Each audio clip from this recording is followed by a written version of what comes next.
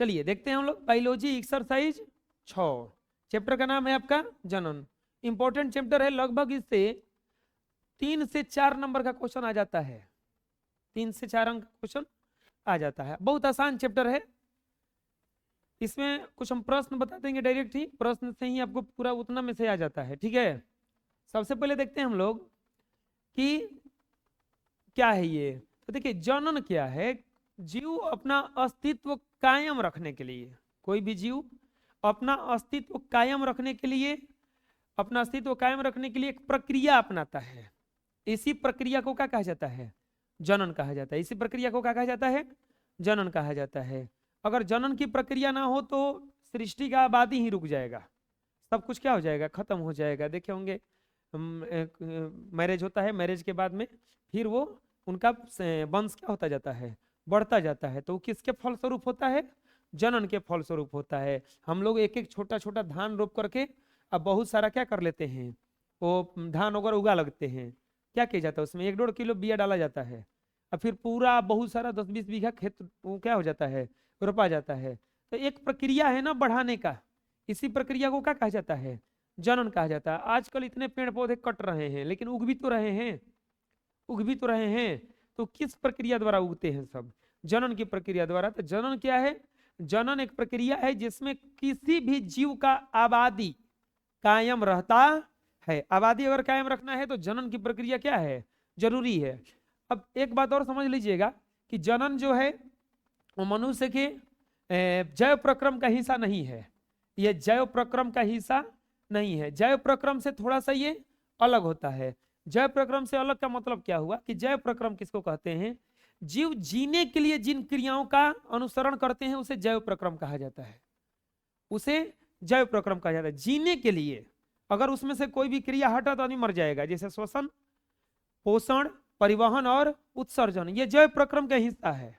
इसमें से एक को काट दीजिएगा, पोषण, श्वसन, परिवहन और उत्सर्जन, अगर इसमें से एक को कटा तो समझ जाइए कि ये मरना निश्चित है। अगर खाना ना मिले तो भी दिक्कत है, सांस ना ले तो भी दिक्कत है, परिवहन यानी कि एक जगह से दूसरी जगह खाद्य पदार्थों का स्थानांतरण हो तो भी दिक्कत है, उत्सर्जन से भी दिक्कत है। लेकिन जैव प्रक्रम के हिस्सा को जनन नहीं माना जाता है कि जनन अगर ना हो तो भी आदमी जिंदा रह सकता है। तो ये जैव प्रक्रम का हिस्सा नहीं है। ये हिस्सा किसका है? आबादी कायम रखने का, अपना अस्तित्व को बनाए रखने का, अपने अस्तित्व को बनाए रखने का। ठीक है, इसके बाद में देखेंगे हम लोग। तो ये क्या है? प्रश्न पहला है कि जनन किसी समष्टि के स्थायित्व में किस प्रकार सहायक है। पहला प्रश्न कह रहा है कि जनन किसी समष्टि, समष्टि मतलब होता है किसी जीव, किसी ग्रुप का अस्थायित्व मतलब क्या होता है? कि वो कायम रहे। जैसे डायनासोर नहीं है, इसका मतलब वो लोग खत्म हो गया ना। आदमी में भी अगर रिप्रोडक्शन ना हो, जनन ना हो, तो आदमी भी क्या हो जाएगा? वहां से खत्म हो जाएगा। अब देखे होंगे किसी किसी का संतान नहीं होता है तो उसके बाद में उसका तो वंश खत्म ही ना हो गया, उसका वंश क्या हो जाता है? खत्म हो जाता है। तो इस तरह से अगर अस्थायित्व बनाना है कि हम हमेशा रहें, हमारे पूर्वज, जैसे हम लोग किसी न किसी के पूर्वज हैं, तो उन लोगों का हम लेकर के चलिए ना रहे हैं, उन लोगों का नामे तो लेकर चल रहा है आदमी। लेकिन एक जगह अगर कहीं कट जाए, कहीं से उसका संतान उत्पत्ति ना हो तो क्या हो जाएगा? वहां से खत्म हो जाएगा, उस वंश का तो काम ही खत्म हो जाएगा ना। तो इसी प्रक्रिया को जनन किस प्रकार सहायक है? तो किसी भी स्पीशीज के स्थायित्व में जनन और मृत्यु दर बराबर महत्व है। यदि जनन और मृत्यु दर बराबरी की दर से हो तो अस्थायित्व बना रहता है। एक समष्टि में जन्म दर और मृत्यु दर ही उसके आधार पर निर्धारण करते हैं। मतलब अगर जन्म भी होता रहे, मृत्यु भी होता रहे। अब सोचिए जन्म भी न हो रहा हो और मृत्यु ना हो रहा हो तो भी गड़बड़ है, काम खत्म है। कितना आदमी रहेंगे? पता है कितना आदमी हो जाएगा? तो एक दोनों बना रहता है, कोई मरता है तो कोई हमेशा जन्म लेता रहता है। तो एक तरह से आदमी का अस्तित्व, ये कुत्ते बिल्ली भी अपना अस्तित्व बना के रखते हैं। किस तरह से? ये भी उत्पन्न करते रहते हैं। चूहा हो गया, कोई भी जीव अगर दिख रहा है तो समझ लीजिए उसमें किसके प्रक्रिया चल रहा है? जनन का। था जनन क्या करता है? अस्थायित्व उत्पन्न करता है। अगला प्रश्न आता है मुकुलन क्या है। देखिए जनन ऐसा नहीं कि केवल आदमी में है, मनुष्यों में है, प्राणियों में है। जनन पेड़ पौधे और आदमी दोनों में है। पेड़ पौधे और आदमी दोनों में है। पेड़ पौधों में जो जनन होता है वो कुछ आदमी के जन्म से, मनुष्यों के जनन से अलग होता है। उसी में एगो आता है मुकुलन, ये जनन का एक प्रकार है, जनन का एक प्रकार है। मुकुलन एक प्रकार का अलैंगिक जनन है। प्यारे बच्चों, अगर जनन देखा जाएगा तो दो प्रकार का होता है, लैंगिक जनन, अलैंगिक जनन। लैंगिक जनन किसको कहते हैं? जैसे जो जिस जनन में दो व्यष्टि, दो विभिन्न व्यष्टि का जरूरत हो, दो विभिन्न व्यष्टि का जरूरत हो, उसे लैंगिक जनन कहते हैं। इसमें भिन्न भिन्न लिंग वाले दो व्यक्ति भाग लेते हैं। और अलैंगिक में क्या होगा? एक ही व्यष्टि वो पूरा प्रक्रिया करता रहेगा, एक ही व्यष्टि अपना पूरा प्रक्रिया करता रहेगा, तो उसे अलैंगिक जनन कहते हैं। जैसे आलू अगर हम लोग रोप देते हैं तो अचानक वो बीज हो जाता है, पेड़ हो जाता है आलू का, और फिर उसमें से नीचे जड़ में क्या होने था, बहुत सारा आलू निकल आता है, तो अलैंगिक जनन हुआ वो, क्योंकि उसमें आलू को दूसरा आलू नहीं चाहिए, उस आलू को बस अकेले रोप दिया, हो गया वहां से। तो यह एक प्रकार का अलैंगिक जनन है जिसमें जीवों की उत्पत्ति जनक के शरीर के धरातल से कलिका फूटने या प्रवर्ध निकलने के फल स्वरूप होता है। इस प्रक्रिया में जीव शरीर के किसी भाग से एक या अधिक कंद रूपी उभार निकलता है जिसे मुकुल या बड कहते हैं। उसके बाद कोशिका केंद्रक मुकुल में पहुंच जाता है। केंद्रक युक्त मुकुल जनक के शरीर से विलग होकर जीव का निर्माण करते हैं। वो आलू रोपते होंगे तो उसमें से वो निकलता है, जैसे माई आलू कहा जाता है, वो सड़ा हुआ निकलता है, वो थोड़ा सा सड़ा हुआ गला हुआ निकलता है। होता क्या है, आलू को रोपिएगा जब, अब चना उना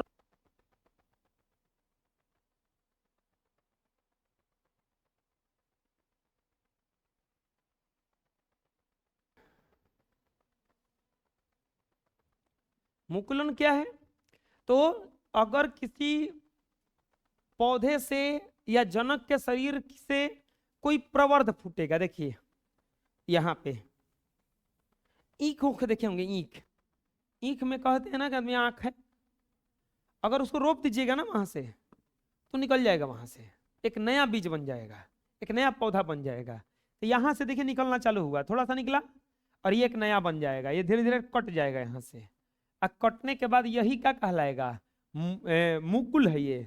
और इस प्रक्रिया को क्या कहा जाएगा? मुकुलन। प्रक्रिया को क्या कहा जाएगा?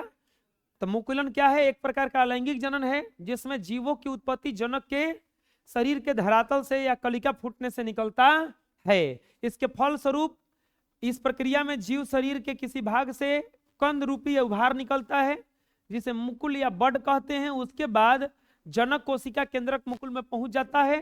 केंद्र युक्त मुकुल जनक के शरीर से विलग होकर नए जीव का निर्माण करता, ये नया जीव बना लेता है। और इस प्रक्रिया को बताइए, एगो था ये, एगो से एगो नया बन गया, तो एक से दूगो हो गया कि नहीं हो गया? ये तो इसी प्रक्रिया को क्या कहा जाता है? मुकुलन कहा जाता है। और इस पूरे प्रक्रिया को जनन कहा जाता है। अगला प्रश्न है, कायिक प्रवर्धन किसे कहते हैं? प्यारे बच्चों, कायिक प्रवर्धन क्या है? यह किन पौधों में होता है? कायिक पादप या शरीर का कोई कायिक वर्धी भाग जैसे जड़, तना, पत्ती, बिमल परिवर्धित होकर नए पौधों का निर्माण करते हैं, कायिक प्रवर्धन कहलाता है। कायिक प्रवर्धन मुख्यतः गुलाब, आलू, ब्रायोफोलम आदि में किया जाता है। देखिए होता क्या है, कायिक प्रवर्धन किसे कहा जाता है? आप देखे होंगे कनैल का फूल कभी रोपे हैं? कनैल का फूल, बेकहल जानते हैं? बेकहल, बेहुदा कहा जाता है। अरे नहीं देखे हैं? गांव देहात में ज्यादा मिलेगा, वो सब पानी वाला जगह पे। और नहीं तो एक और चीज बता रहे हैं हम, अरे 10 बजिया फूल, अब तो देखा होगा, कोकरों को नहीं देखा है तो लोग देखा कोची है? तब धरती पे रहता है ना कि चांद पे रहता है? क्या बता रहे थे? 10 बजिया फूल, अब उसका क्या करते हैं हम लोग? डढ़िया तुड़ के रोप देते हैं। तो जो रोपते हैं पानी डाल देते हैं, कुछ दिनों के बाद उसी में से निकल आता है। फिर होता ऐसा। आमड़ा अगर रोपना होगा ना, अगर आपको आमड़ा देखे हैं तो उसका दाढ़ काट के रोप दीजिए और हो जाएगा। अड़हुल का फूल है, कनैल का फूल है, ये सबका क्या रोपा जाता है? दाढ़े रोप दीजिए, हो जाएगा। इसी को कहा जाता है कायिक प्रवर्धन। क्या कहा जाता है? ये कहीं से भी ये पादप का कोई भी शरीर का कोई भी कायिक व वर्धी भाग, जड़, तना, पत्ती, तीनों में से विमल और परिवर्धित होकर के नया पौधा बना लेता है। विमल या परिवर्धित होकर के नया पौधा बना, इसका कुछ रोप दीजिए, जड़ रोप दीजिए, तना रोप दीजिए। वो देखे होंगे एगो सवाल आता है शादी ब्याह में, लावा और धान और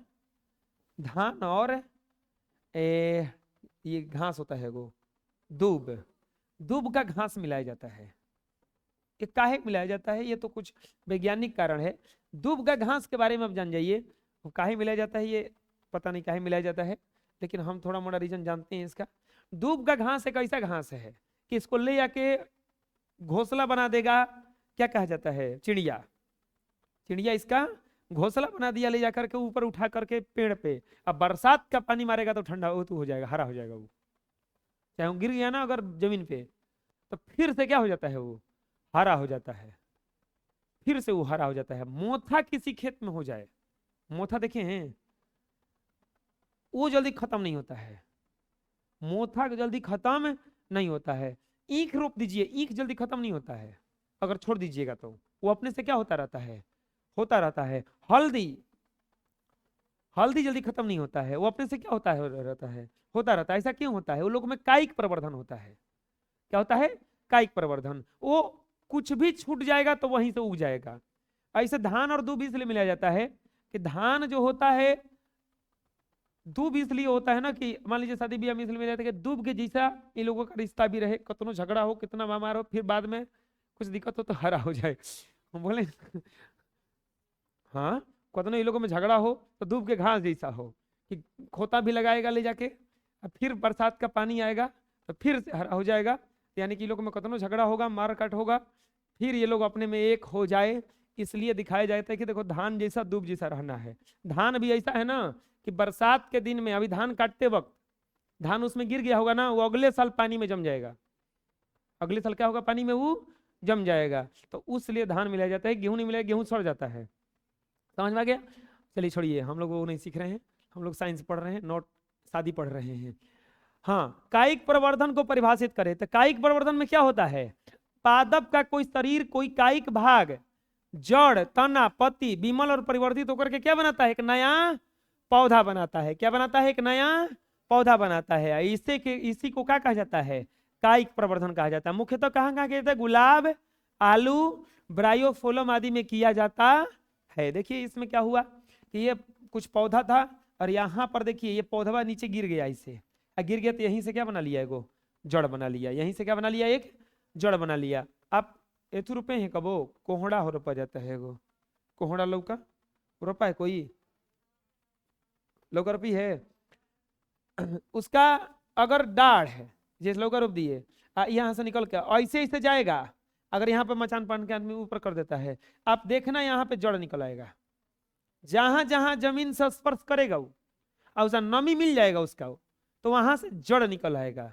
एक समय ऐसा होगा कि जड़ गहरा होता जाता है और इसको काट दीजिएगा यहाँ से, तो इसके चलते इसको पोषण मिल जाएगा। ये कायिक प्रवर्धन है, ये कायिक प्रवर्धन है। इसीलिए इसको देखे होंगे तुरंत ही जो रोपने वाले होते हैं ना, तुरंत वहीं पे मचान बांध के उसको ऊपर कर देते हैं, क्योंकि बाद में कहीं कबारने जाए, कबरबे ना करे, सूखबे ना करे तो गड़बड़ हो जाएगा ना वहां से, तो ये दिक्कत होता है। अगला आता है कि एक कोशिकीय एवं बहुकोशिकीय जीवों की जनन पद्धति में क्या अंतर है? जनन जो होता है एक कोशिकीय में, जैसे हम लोग बहुकोशिकीय हैं, एक कोशिकीय में जैसे आ गया अमीबा, अमीबा में जनन कैसे होता है? खाता पीता भी अजीब तरीका से है। अब देखे थे ये कहीं से अपना वो कुटपाद को खोल लेता है, भोजन को ले लेता है, कुटपाद को बंद कर लेता है, कहीं से खोल लेता है, वो जो अपशिष्ट पदार्थ होता है उसको बाहर कर देता है। अब जनन किस प्रकार से होता है? इसमें एगो केंद्रक रहता है, एगो केंद्रक टूटते टूटते टूटते टूटते टूटते टूटते दूगो बन जाता है। अब फिर ये दोनों अलग होने लगता है, अलग होते होते दूगो बन जाता है, हो गया, फिर अपना वृद्धि करने लगता है। अमीबा इस प्रकार से होता है। जैसे आप सुने होंगे काली मैया को देखे होंगे आप, काली मैया के देखे होंगे, जीभ इतना बड़ा निकला हुआ रहता है, फोटो देखे हैं ना? काली माता का जो जीव रहता है ऐसे निकला होता है, एकदम पूरा निकला हुआ होता है इससे नीचे पड़ा। और ये देखे होंगे उनका फोटो ऐसे होता होगा, एक हाथ में ऐसे खप्पड़ लिए होंगी, एक हाथ में तलवार लिए होंगी, और नीचे वह शंकर भगवान होंगे जिस पर लात पड़ गया था उनका। हो क्या रहा था, वो खप्पड़ काहे ले ली? काली मैया को अभी भी जाके बलि दिया जाता है, मुर्गा का बलि दिया जाता है और ये खसी का बलि दिया जाता है। ऐसा क्यों होता है? एक राक्षस था जिसको मार रही थी वो, और वो इतना खतरनाक राक्षस था कि ससुरा में एक कुशिकीय जन्म था ओकरा में। एक कुशिकीय जन्म का मतलब क्या हुआ, उसका खूनमा गिरता था ना, जितना बूंद उतना बूंद उतने राक्षस बनता था। और मारती थी एगो, मार के जितने खूनमा गिरा वहां पर राक्षस उत्पन्न हो जाता था, कि कौन ओकरा में गुण था। एक कुशिकीय जन्म कहा जाएगा उसमें, ठीक है। अब वो क्या की, अब क्या करें हम, ये तो एगो को मुआ रहे हैं, 10 को पैदा हो रहा है ऐसा ऐसा, और तुरंत लड़ने भी लगता था सब, हाई प्रोडक्ट वाला था बिल्कुल ही।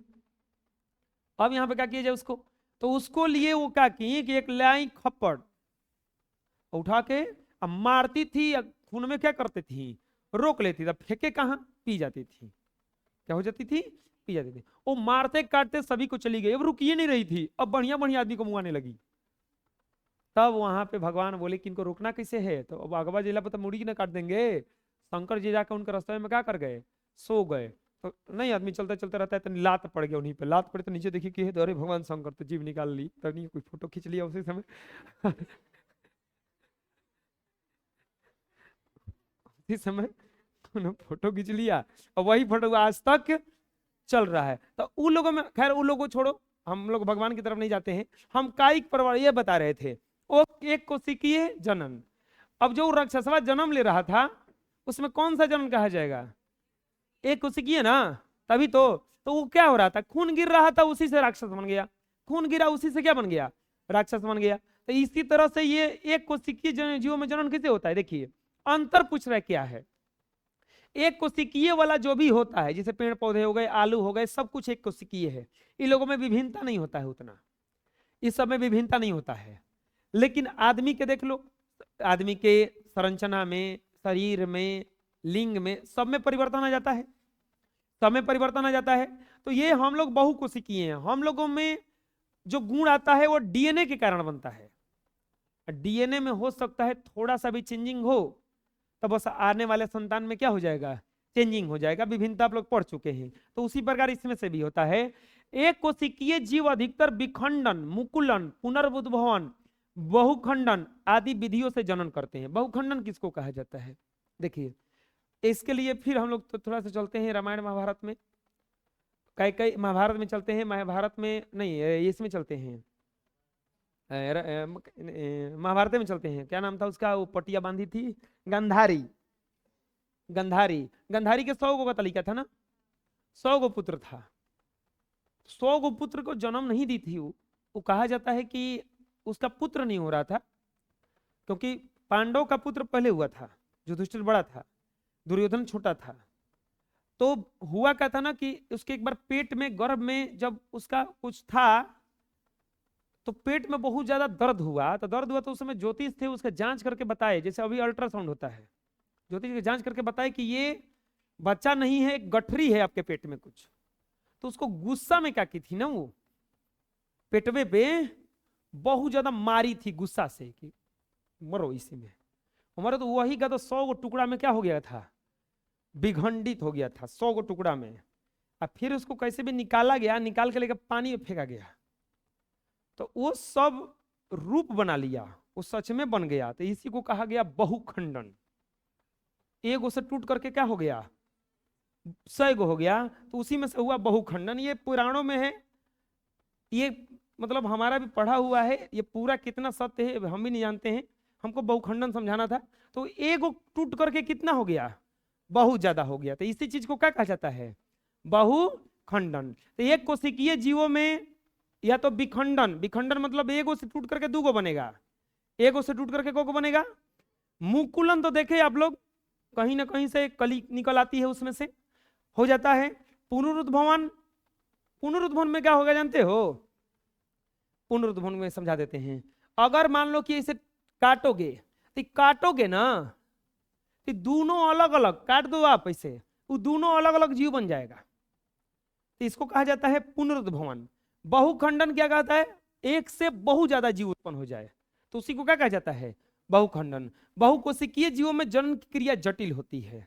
यह मुख्य रूप से लैंगिक जनन क्रिया जटिल होती है और वे मुख्य रूप से लैंगिक जनन की क्रिया द्वारा ही होती है। जो बहुकोशिकीय जीव है वो लैंगिक जनन द्वारा करते हैं।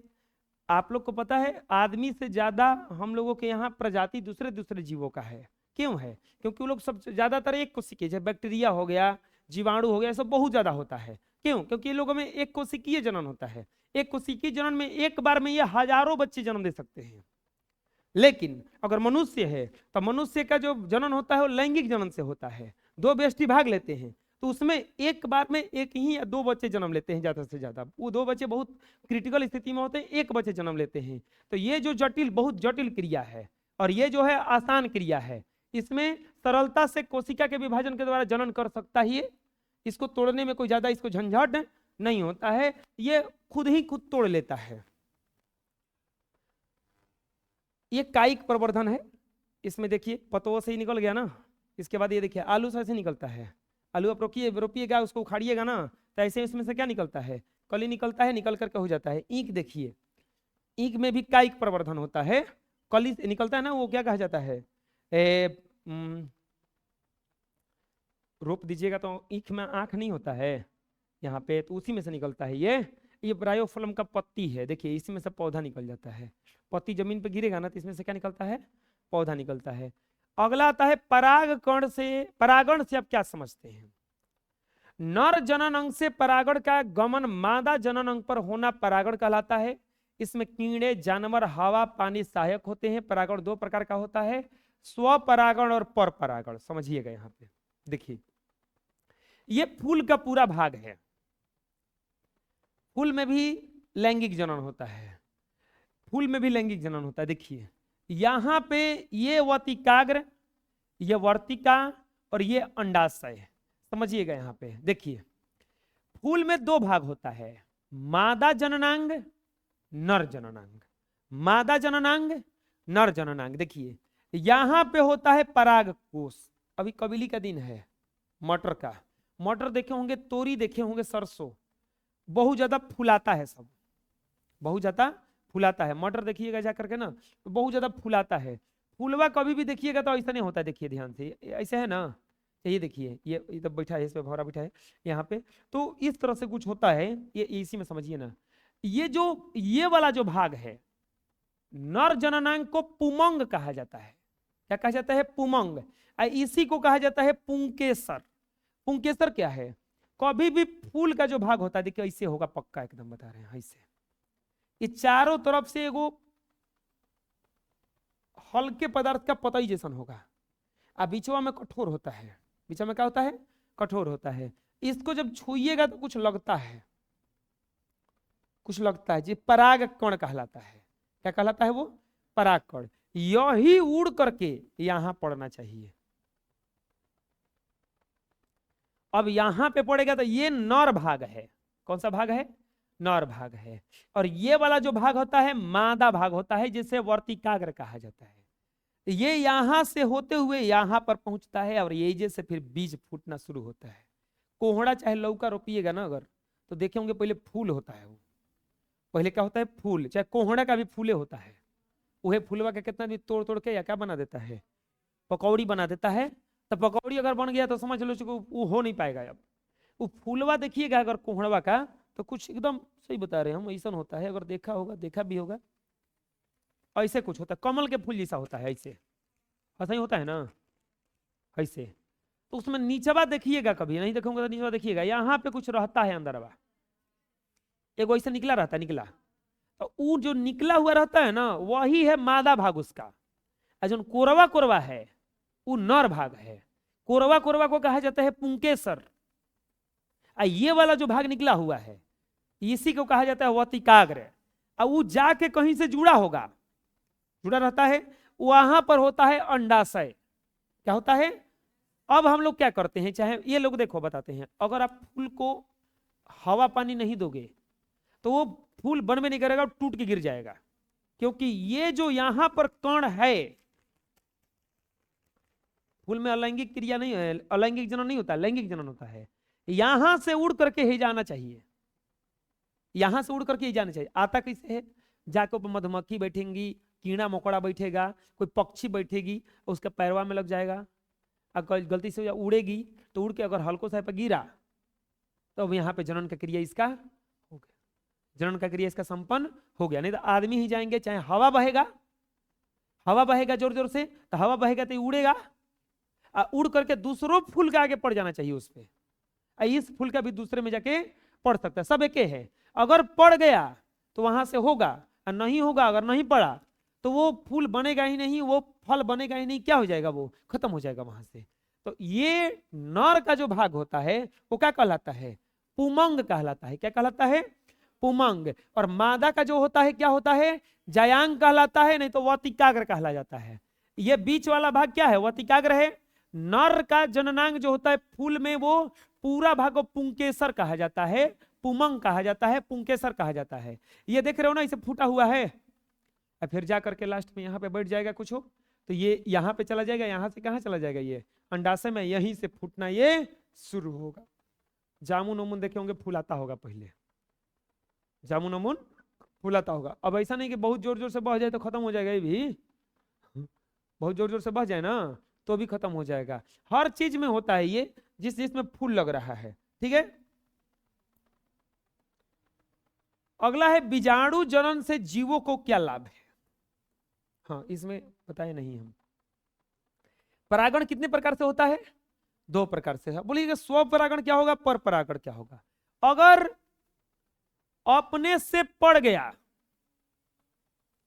तो स्व परागण खुद से हुआ ना।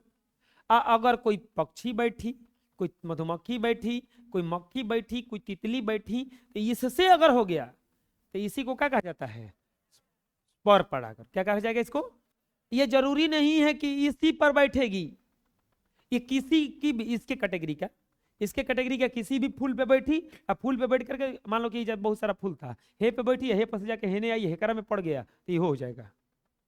आए समझ में। तो इसको क्या कहा जाता है, ये परागण कितने तरीके से होता है, 2 प्रकार से, स्व परागण और पर परागण। बीजाणु जनन जीवों, बीजाणु जनन से जीवों को क्या लाभ है प्यारे बच्चों। बीजाणु जनन जीवों से यह लाभ, जीवों को यह लाभ है कि प्रतिकूल परिस्थिति में भी बीजाणु या स्पोर्स का नष्ट नहीं होते, अपितु बीजाणु धानी अपने चारों ओर एक मोटा परिस्थिति बहाल होने पर बीजाणु धानी से मोटी भीति फट जाती है और बीजाणु बाहर आ जाते हैं। अतः बीजाणु जनन से ज्यादा संख्या में एवं जल्दी से जीव अपनी संतानों की उत्पत्ति कर सकते हैं। हम बताइए किए हैं कि विषाणु हो गया, वायरस हो गया, ये सब बहुत तेजी से फैलता है। क्यों फैलता है, क्योंकि लोग में कोशिकीय जनन होता है। एक बीजाणु धानी का निर्माण किया और जैसे ही फटा वो, वैसे ही बहुत सारा जीव क्या कर लिया, वहां पे जन्म ले लिया। उस कैटेगरी का बहुत सारा जीव क्या कर लिया, वहां पे जन्म ले लिया। तो ये बहुत सारा इसका प्रोसेस है। अगला, पौधों में लैंगिक जनन कैसे होता है। पौधों में लैंगिक जनन कैसे होता है प्यारे बच्चों। पौधों में लैंगिक जनन, पुष्पी पौधों में अधिकांश पुष्पी द्विलिंगी होते हैं, अधिकांश पुष्प द्विलिंगी। इसमें दोनों प्रकाश के जननांग होते हैं। पुमंग को इसमें दोनों प्रकार के जननांग होते हैं। पुमंग को नर जननांग या जयांग तथा कॉर्पल को मादा जननांग या पुमंग में परागण बनते हैं, जिसे माइक्रोस्पोर भी कहते हैं। जयांग में बीजांड या मेगास्पार बनते हैं, यह अर्धसूत्री विभाजन द्वारा बनते हैं। इनके निषेचन के बाद फल तथा बीज बनते हैं। बीजों के अंकुरण के बाद नन्हा पौधा बनता है। फिर से वही बताया, ये देखिए पुष्प बनाया हुआ है, तो ये कहलाएगा इसका पुंकेसर। परागकण इसमें रहता है, ये जाकर के इसमें पहुंचता है, यहाँ पे बनता है, यहीं पे क्या बनता है, अंडाणु में जाकर पहुंचता है, इसी को क्या कहा जाता है, वहां पे बस नन्हा पौधा बीज या फल बनता है। ज्यादातर इस किस में होता है, पौधों में होता है, पुष्पी पौधे में होता है। पुष्पी मतलब फूल वाले पौधे में होता है, जिसमें फूल वाला पौधा हो वही। बिना फूल वाला में तो ये कुछ भी नहीं करता है, डायरेक्ट हो जाता है। जैसे आलू हो गया, आलू में थोड़ा ना फूल लगता है, लगता है आलू में, नहीं लगता है। पौधों में लैंगिक जनन के लिए कौन सा भाग उत्तरदायी है, तो लैंगिक जनन के लिए पुष्प उत्तरदायी होता है। फूले से न बनता है, फूल के बाद में ही फल बनेगा। पुष्प के 4 भाग होते हैं, जिसमें से नर जननांग, मादा जननांग दोनों पाए जाते हैं। नर जननांग के को पुंकेसर या पुमंग और मादा जननांग को स्त्री केसर या जायांग कहते हैं। पौधों में अगर लैंगिक जनन हो रहा है तो समझ लीजिए कि वो किसका कारण है, फूल का कारण है। उसमें फूल है, फूल के दो भाग कौन कौन, नर जनन अंग और मादा जनन अंग, ये कारण होता है उसका। एक लिंगी तथा द्विलिंगी की परिभाषा एक एक उदाहरण देकर दीजिए। वैसे जीव जिसमें नर और मादा स्पष्ट रूप से अलग अलग हों उसे एक लिंगी जीव कहते हैं। जैसे मनुष्य, मनुष्य एक लिंगी जीव होता है, इसीलिए तो इसमें मेल फीमेल बना दिया गया, मेल फीमेल बना दिया गया। द्विलिंगी किसे कहा जाता है, वैसे जीव जिसमें नर और मादा लिंग एक साथ उपस्थित होते हैं उसे द्विलिंगी कहते हैं। जैसे केचुआ, जिस जीव में एक ही लिंग उपस्थित हो, नर मादा अलग अलग हो, तो उसको कहा जाता है एक लिंगी। क्या कहा जाता है उसे, एक लिंगी। और जिसमें दो गो हो, दोनों एक ही में उपस्थित हो, जैसे केंचुआ हो गया, तो मेढक भी हो गए, मेढक भी लगभग द्विलिंगी होते हैं। तो ये सब क्या कहलाते हैं, द्विलिंगी होते हैं। उसमें नर और मादा जो है एक में उपस्थित रहता है, वो खुद ही अपना संतान उत्पत्ति करते रहते हैं। द्विलिंगी जीव कौन कौन से होते हैं, उदाहरण लिखें। वे जीव जिनमें नर और मादा दोनों अंग होता है तथा वे नर और मादा दोनों प्रकार के युग्मों को उत्पन्न करते हैं, उभयलिंगी अथवा द्विलिंगी जीव कहलाते हैं। जैसे केचुआ, नर और मादा दोनों एक ही में होगा और दोनों नर और मादा को ही जन्म देगा, तो उसी को क्या कहा जाता है, द्विलिंगी कहा जाता है। समझ में आ जाएगा। अगला है बहुखंडन किसे कहते हैं, अभी तुरंत समझाए थे। मंदोदरी का नहीं, किसका, गंधारी का एग्जाम्पल देकर के, कि एक कोशिका, जीवों में कोशिका विभाजन द्वारा नए जीवों की उत्पत्ति होती है। इसमें कोशिका अनेक संतति कोशिकाओं में विभाजित हो जाती है, जैसे मलेरिया, परजीवी, प्लेजिडिनियम, ये सब जो है एक कोशिका है, देखिए। और जब ये संतान उत्पन्न करते हैं तो यही कोशिका बहुत सारे जीवों में क्या हो जाता है, ये होता क्या है ना, इन लोगों में एक पुट्टी होता है इस तरह से बंद, इसमें ये लोग कोशिका बहुत सारा बना लेते हैं, बाद में ये पुट्टी फट जाती है, ये सब क्या हो जाते हैं, बाहर आ जाते हैं, बाहर आ जाते हैं और बहुत सारे जीवों को जन्म देते हैं। जैसे मलेरिया हो गया, परजीवी प्लेडोजेनियम हो गया, तो ये सब जो है कोशिका विभाजन द्वारा करते हैं, बहुखंडन द्वारा करते हैं। बहुखंडन का मतलब क्या होता है कि टूट जाते हैं ना, एक ही चीज टूट करके बहुत सारा बन जाता है, इसी को क्या कहा जाता है, बहुखंडन। 10 बजे फूल रोपने के लिए हम लोग क्या करते हैं, किसी के घर से एक पौधा लाएंगे, इसको छोटी छोटी तोड़ देंगे और तोड़ करके रोप देंगे, तो ये बहुखंडन है ना, किए इसका हम एक गोलाई तोड़ करके बहुत ज्यादा बना लिए, तो इसी को क्या कहा जाता है, बहुखंडन। इसमें ये होता है, इन सभी में अगर देखा जाएगा बहुखंडन में क्या कहता है, एक कोशिका होता है, यही टूट करके बहुत सारा कोशिका बन जाता है और फिर इन्हीं कोशिकाओं के फलस्वरूप बहुखंडन की क्रिया होता है। अगला आता है प्रश्न, लैंगिक जनन संचरित रोगों के बारे में लिखें। लैंगिक जनन संचरित, जैसे लैंगिक जनन से बहुत सारा रोग भी होता है, लैंगिक जनन से बहुत सारा रोग भी होता है, वो कौन कौन सा रोग है ये देखते हैं। तो लैंगिक जनन रोग किसको कहा जाता है, तो यौन संबंध से होने वाले संक्रामक रोगों को कहा जाता है।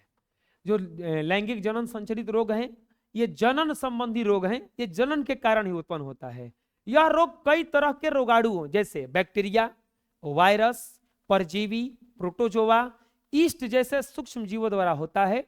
मनुष्य में होने वाले रोग बहुत सारा हैं, जैसे देखिए यहाँ पे HIV एड्स हो गया, वार्स हो गया, गोनोरिया हो गया, सिम्फोसिस हो गया, ये सब बहुत सारा रोग है जो जनन के माध्यम से होता है, जनन के कारण होता है। जैसे इन रोगों में कई कैटेगरी में बांटा गया इसको, जैसे बैक्टीरिया जनित रोग, जैसे गोनोरिया, सिफिलिस, यूथ्रेटाइड्स तथा सर्विटाइजिस बैक्टीरिया से संक्रमण से रोकने होने वाले रोग हैं। इसके बाद में आता है वायरस जनित रोग। वायरस जनित रोग में मेन होता है HIV AIDS, cervix cancer, herpes, AIDS. इसके बाद प्रोटोजोआ जनित रोग, स्त्रियों के मूत्रजनन नलिकाओं में एक प्रकार का प्रोटोजोआ के संक्रमण से होने वाला रोग ट्राइकोमोनियसिस है। तो लैंगिक जनन से जो रोग उत्पन्न होता है, जो बीमारी होता है, इसे लैंगिक जनन संचरित रोग कहते हैं।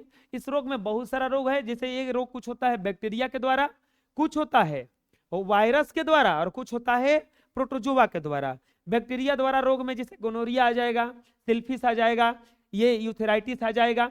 इसके बाद में वायरस जनित में सर्विस कैंसर, हर्पिस, इसके बाद में एड्स, ये सब है। देखिए hepatitis B, HPV, gonorrhoea, HIV, syphilis.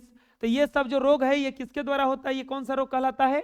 लैंगिक जनन संचरित रोग कहलाता है। लैंगिक जनन संचरित रोग कहलाता है। ठीक है, इसके बाद आता है अगला आता है इसमें जनसंख्या नियंत्रण के लिए व्यवहार में लाए जाने वाले विभिन्न उपायों का वर्णन करें, अथवा गर्भ निरोधन की कौन कौन सी विधियां हैं। गर्भ निरोधन की कौन कौन सी विधियां हैं, जैसे जनसंख्या नियंत्रण के लिए कौन कौन सा उपाय किया जा सकता है, कि जिसे जनसंख्या नियंत्रण का मतलब यही हुआ कि गर्भ धारण ना हो सके, गर्भ धारण ना हो सके। तो जनसंख्या नियंत्रण के लिए व्यवहार में लाए जाने वाले विभिन्न उपाय निम्नलिखित हैं। कौन कौन सा उपाय किया जा सकता है? कुछ प्राकृतिक विधि है, इसके बाद में रासायनिक विधि है, सर्जिकल विधि है, और सामाजिक जागरूकता। 3-4 प्रकार का विधि है। कौन कौन सा विधि है देख लेते हैं फिर से। प्राकृतिक विधि, रासायनिक विधि, सर्जिकल विधि और सामाजिक जागरूकता। जनसंख्या नियंत्रण के लिए क्या क्या उपाय किया जा सकता है? अगर कुछ दिनों तक संभोग से रोक दिया जाए तो उस दौरान स्त्री के में ये नहीं हो पाएगा और अंडाणु का निषेचन की संभावना नहीं रहेगा। दूसरा विधि होता है यांत्रिक विधि।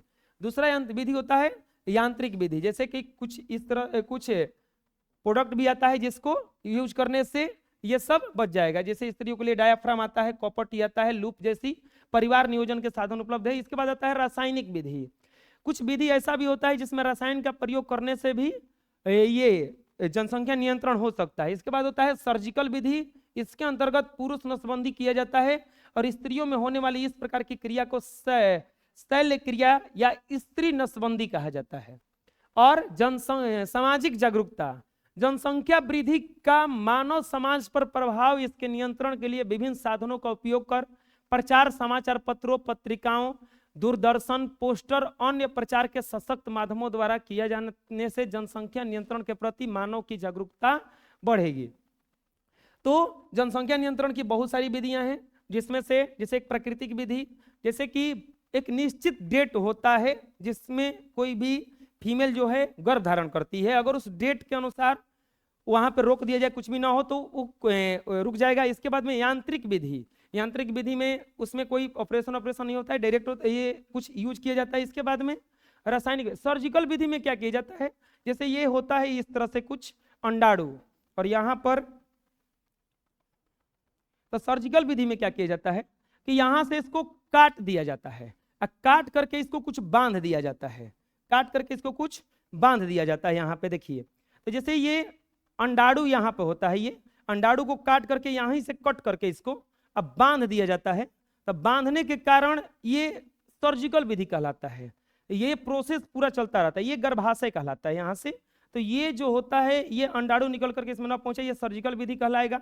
तो कॉपर टी। इसके बाद में सामाजिक जागरूकता रहेगा तो भी ये क्रिया हो सकता है। अगला प्रश्न है अलैंगिक जनन की मुख्य विशेषताएं क्या हैं?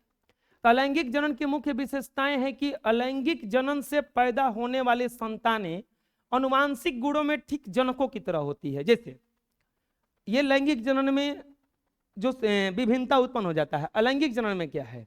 अलैंगिक जनन में क्या है, जैसे अगर जिस प्रकार का आप आम का पौधा रोप दीजिएगा उसी प्रकार का आम का पौधा होगा, जिस कलर का गुलाब का पौधा रोप दीजिएगा उसी कलर का गुलाब का पौधा अधिकतर होता है। मतलब जिस कैटेगरी का, लेकिन क्वालिटी भी उसका वही होगा। अगर मीठा देखा जाएगा, खट्टा देखा जाएगा, साइज भी देखा जाएगा, तो फल फूल भी उसी प्रकार का होता है जिस प्रकार का उसका बीज होता है। लेकिन लैंगिक जनन में क्या है, क्या आइंस्टाइन के घर में पैदा जो बच्चा होगा वो का आइंस्टाइन हो जाएगा? नहीं, ये जरूरी नहीं है। उसमें विभिन्नता उत्पन्न हो सकता है, महापागल भी हो सकता है वो। तो अलैंगिक जनन की मुख्य विशेषता ये है कि अलैंगिक जनन से पैदा होने वाली संतानें अनुवांशिक गुणों में ठीक जनकों की तरह होती है। ठीक जनकों की तरह मतलब ठीक अपने माता पिता की तरह होती है। इसमें युग्मकों का संलग्न नहीं होता है, इसमें निषेचन की जरूरत नहीं पड़ती क्योंकि युग्मकों का संलग्न नहीं होता है। मतलब क्या है, अलैंगिक जनन में अब मान लीजिए एक कोशिका है, ये टूट करके बहुत सारा कोशिका बनाया, तो इसमें अलग कुछ ही हुआ, जैसा था वैसने फोटोकॉपी अपन बना लिया। लेकिन लैंगिक जनन में ऐसा कुछ होता नहीं है, लैंगिक जनन में ऐसा कुछ होता नहीं है। अगला प्रश्न है कि लैंगिक जनन की अपेक्षा अलैंगिक जनन की अपेक्षा लैंगिक जनन के क्या क्या लाभ हैं। अलैंगिक जनन की अपेक्षा लैंगिक जनन के क्या क्या लाभ हैं। तो सभी जीवों में गुणसूत्रों की एक संख्या निश्चित होती है, सभी जीवों में गुणसूत्रों की संख्या एक निश्चित होती है। मतलब प्रश्न बोल रहा है कि अलैंगिक जनन की अपेक्षा लैंगिक जनन से ज्यादा लाभ क्या है, लैंगिक जनन का लाभ क्या है। तो सभी जीवों में गुणसूत्रों की एक निश्चित संख्या होती है। जैसे मनुष्यों में देखा जाएगा 23 जोड़ा यानी कि 46 गुणसूत्र होता है। इसी तरह से अलग अलग पौधों में, अलग अलग जीवों में अलग अलग संख्या में गुणसूत्र पाए जाते हैं। अलैंगिक जनन करने वाले में तो असमसूत्री या समसूत्री प्रकार का कोशिका विभाजन होता है, जिसके कारण उसमें कोई विभिन्नता नहीं आती। प्रत्येक पीढ़ी में क्रोमोसोम की संख्या भी निश्चित रहती है। लैंगिक जनन में अर्धसूत्री कोशिका विभाजन होता है, जिससे उसमें विभिन्नता आ जाती है, यह पीढ़ी दर पीढ़ी बढ़ती जाती है। देखिए लैंगिक जनन में क्या होता है, असमसूत्री या समसूत्री प्रकार का कोशिका विभाजन होता है। समसूत्री मतलब हुआ एक प्रकार का कोशिका विभाजन होता है, और अलैंगिक जनन में कोई विभिन्नता नहीं आता है, बहुत कम ही आशा है कि विभिन्नता होगा। लैंगिक जनन में ऐसा होने लगता है जैसे कहा जाता है कि मनुष्य का उत्पत्ति चिंपैंजी से हुआ है, कुछ बंदर से हुआ है। तो आज अगर चिंपैंजी को हम लोग देखें तो मान ही नहीं पाएंगे कि नहीं इसका हम हैं। तो क्यों ऐसा है, क्योंकि इतना विभिन्नता आ चुका है, धीरे धीरे इतना विभिन्नता आ चुका है कि पता नहीं चलता है कि ये अपने ही कैटेगरी का है। तो ये लैंगिक जनन में जो होता है विभिन्नता का आशा ज्यादा रहता है, लैंगिक जनन में विभिन्नता का आशा जो होता है ज्यादा रहता है। इसके बाद आता है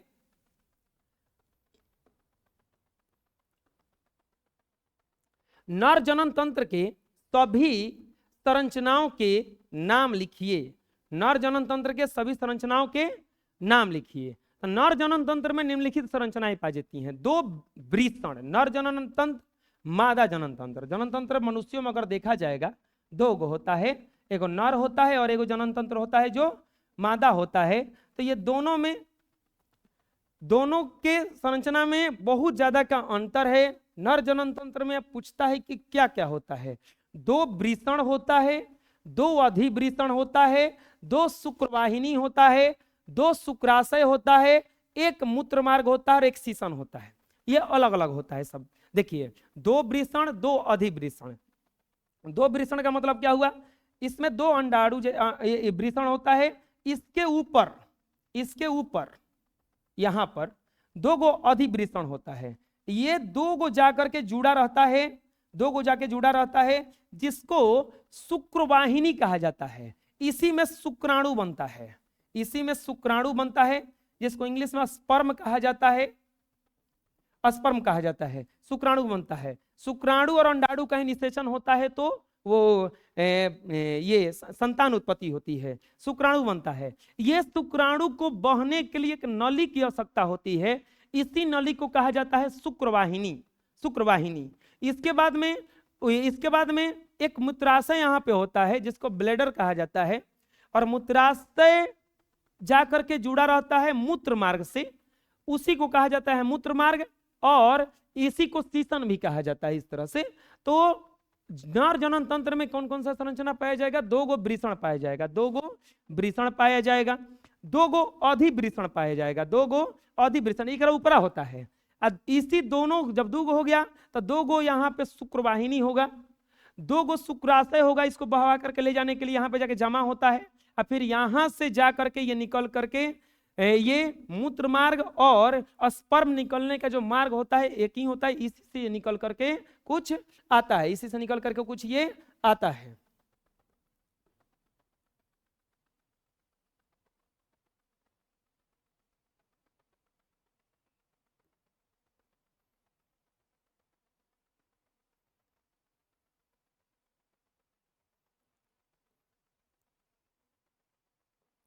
यहाँ पे ये 2 गो ये वृषण हो गया, इसके बाद में ठीक उसके ऊपर अधिवृषण, ये कुछ बह करके इस तरह से ये इसको शुक्राशय कहा जाता है, शुक्रवाहक शुक्रवाहिका कहा जाता है। यहाँ पे जाकर के एक जगह मिलता है जिसको शुक्राशय कहा जाता है। इसके बाद में इस तरह से ये यहाँ पे ब्लेडर होता है जिसको मूत्राशय कहा जाता है, इसको मूत्राशय कहा जाता है। अब फिर ये इस तरह से कुछ निकलता है जिसको कहा जाता है मूत्रमार्ग, और ये मूत्रमार्ग कहा जाता है, और इसी से होकर के ये निकलता है। तो ये नर जनन तंत्र का संरचना हो गया। ठीक है, अगला आता है मेंसुरेशन साइकिल। सवाल है ऋतुस्राव क्यों होता है? मेंसुरेशन साइकिल ये कई बार क्वेश्चन पूछ चुका है कि ऋतुस्राव क्यों होता है, जिसको जैसे अधिकतर मादाओं में मासिक चक्र की क्रिया होती रहती है, तो वो क्यों होता है ये पूछ रहा है प्रश्न कि ऋतुस्राव क्यों होता है। ऋतुस्राव को इंग्लिश में रजोधर्म भी कहा जाता है, इसको रजोधर्म कहा जाता है, और ये मेंसुरेशन साइकिल, इसको शॉर्ट में आदमी मेंसुरेशन साइकिल कहता है। इसके बाद में अगर देखिए होता क्या है इसमें, यदि अंडे का नारी के शरीर में निषेचन नहीं हो तो अंड कोशिका लगभग 1 दिन तक जीवित रहती है। अंडाशय हर महीने एक अंडा का निषेचन करता है। अंडे के निषेचन के लिए गर्भाशय की हर महीने तैयारी करता है। अंडे निषेचन के लिए गर्भाशय भी हर महीने तैयारी करता है। अतः भीति मांसल एवं स्पंजी हो जाती है। यह अंडे निषेचन की अवस्था में उसके पोषण के लिए आवश्यक है, लेकिन निषेचन न होने की अवस्था में इसकी परत भी की आवश्यकता नहीं रहती। इसी के कारण यह परत धीरे धीरे टूटकर योनि मार्ग से रुधिर एवं म्यूकस के रूप में बाहर निकल जाती है। इस चक्र में 1 मास का समय लगता है। इसे ही ऋतुस्राव या रजोधर्म कहते हैं। इसकी अवधि लगभग 2 से 8 दिनों की होती है। इसके लगभग ये 2 से 8 दिनों तक रहता है। होता क्या है देखिए, अभी हम तुरंत बताए हैं कि स्त्रियों में, स्त्री का हम जब बताएंगे मादा जनन तंत्र, तो उसमें पता चलेगा आपको कि कुछ इस तरह से 2 गो अंडाणु होता है। 2 गो अंडाणु होता है, ये फैलोपियन नलिका से निकल करके आता है कुछ इस तरह से, और ये कुछ इस तरह से यहाँ पर ये गर्भाशय होता है, इस तरह से कुछ होता है। तो यहाँ से हर महीने ये एक अंडाणु निकल करके यहाँ पर पहुंचता है। तो ये जो दीवाल है ये गर्भाशय की तैयारी करने लगता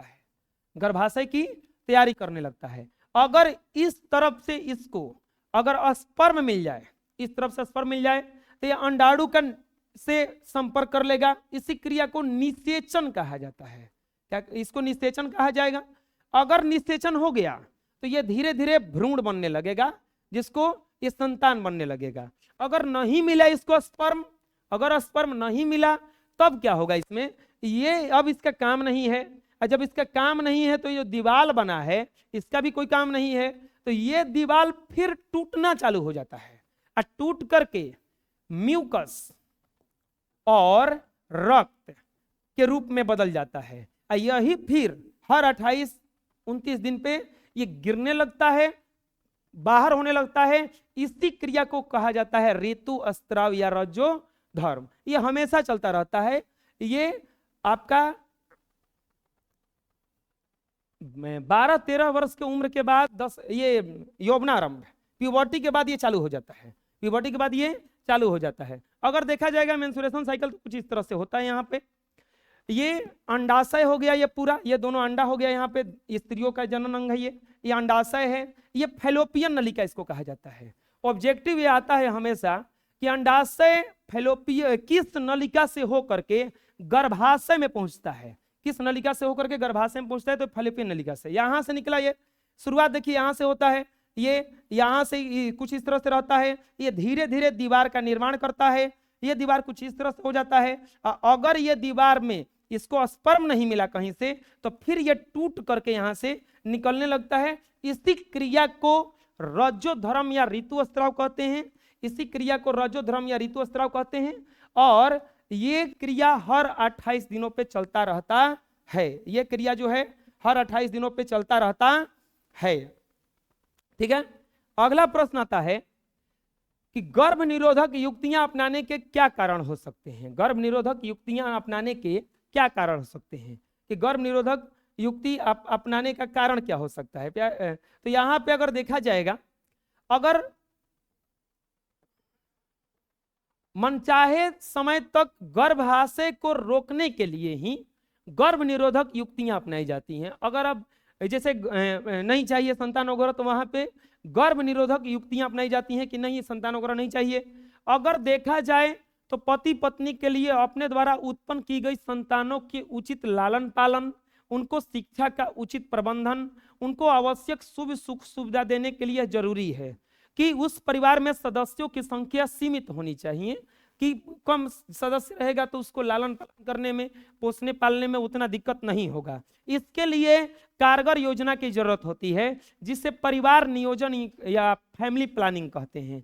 इसी कारण गर्भ निरोधक युक्तियां अपनाई जाती है। बस इसका गर्भ निरोधक युक्तियां इसलिए अपनाई जाती है क्योंकि अगर संतान नहीं चाहिए या कम संतान चाहिए तो गर्भ निरोधक युक्तियां अपनाई जाती हैं, ताकि कम संतान रहेगा, कम परिवार रहेगा तो फैमिली थोड़ा सही से लालन पालन, उसका पोषण वगैरह सही से होगा। ठीक है, अगला सवाल होता है कि गर्भ निरोधक गोलियों के बारे में बताएं। गर्भ निरोधक गोलियों के बारे में बताएं। परिवार नियोजन के कई उपायों में गर्भ निरोधक गोलियां भी एक उपाय है। बहुत सारा आप हम लोग तुरंत अभी इससे पहले पढ़े हैं क्वेश्चन एगो कि ये गर्भ धारण को रोकने का क्या क्या उपाय है। उसमें 3-4 को कारण हम उपाय बताए थे, जैसे सर्जिकल विधि हो गया, रासायनिक विधि हो गया, प्राकृतिक विधि हो गया, इसके बाद में सामाजिक एक विधि हो गया। ये सब नहीं तो परिवार नियोजन के लिए टैबलेट भी खाया जाता है। इसमें कृत्रिम प्रोजेस्टेरोन तथा एस्ट्रोजन डाला जाता है, या ESH और LH एस्ट्रोसाइट्रिंग हार्मोन होता है, वो ल्यूट्रिनाइजिंग हार्मोन होता है। इसके स्त्राव पर प्रतिबंध लगा देता है, जिसके कारण अंडोत्सर्ग की क्रिया नहीं होती है। ये एक टैबलेट होता है जिसके कारण ये ESH जो स्त्रियों में पाया जाता है और LH को रोक देता है। जब LH को ESH को टैबलेट जाकर रोक देगा तो अंडा नहीं निकलेगा, अंडा नहीं निकलेगा तो निषेचन नहीं होगा, निषेचन नहीं होगा तो गर्भ निरोधक चालू हो जाएगा, वहां पे गर्भ धारण नहीं हो पाएगा वहां से, तो इसलिए ये खाया जाता है। अगला प्रश्न है कि परागण क्या है, परागण में कीटों की क्या भूमिका होती है। तो ये देखिए, ये परागण हो रहा है यहाँ पे, परागण में इस पूरा कीट का क्या भूमिका है। तो कीट जो है पराग कणों को पराग कोष तक वतिकाग्र को स्थानांतरण को परागण कहते हैं। कीटों द्वारा परागण की क्रिया होती है। हम बतइबे किए हैं कि ये लोग उड़ के जाके पराग पुंकेसर पे बैठता है। अब पुंकेसर पर जब बैठता है तो उसमें जाकर के पैर और में कहीं ना कहीं उसका लग जाता है, और फिर जाके अगर जयांग पे बैठेगा तो पहुंच जाता है कहाँ पर, वो जयांग में, जिसके कारण वहां निषेचन की क्रिया हो जाती है। निषेचन की क्रिया के फलस्वरूप फूल वगैरह बनने लगते हैं। परागण की क्रिया निषेचन की क्रिया से किस प्रकार भिन्न है। पराग कणों के पराग कोष से निकल करके उसी पुष्प या उस जाति के दूसरे पुष्प के वतिकाग्र तक पहुंचने की क्रिया को परागण कहते हैं। निषेचन के अंतर्गत परागण के वतिकाग्र तक पहुंचने के बाद निषेचन की क्रिया होती है। नर युग्मक और मादा युग्मक के संलग्न को ही निषेचन कहा जाता है। जैसे कि पराग कण अगर पहुंच गया वतिकाग्र तक तो इसी क्रिया को क्या कहा जाता है, निषेचन कहा जाता है। इसी क्रिया को क्या कहा जाता है, निषेचन कहा जाता है। तो पराग कणों का पराग कोष से निकल करके जाने की क्रिया को परागण कहा जाता है, और निषेचन के अंतर्गत पराग कणों का वतिकाग्र तक पहुंचने के बाद निषेचन की क्रिया होती है। नर युग्मक और मादा युग्मक के संलग्न को निषेचन कहा जाता है। नर युग्मक और मादा युग्मक जब मिलता है तो उसको निषेचन कहा जाता है, और पराग कण वतिकाग्र तक खाली पहुंच जाएगा तो उसे परागण कहा जाएगा। क्या कहा जाएगा, उसे परागण कहा जाता है। नेक्स्ट देखते हैं, युग्मनज से आप क्या समझते हैं।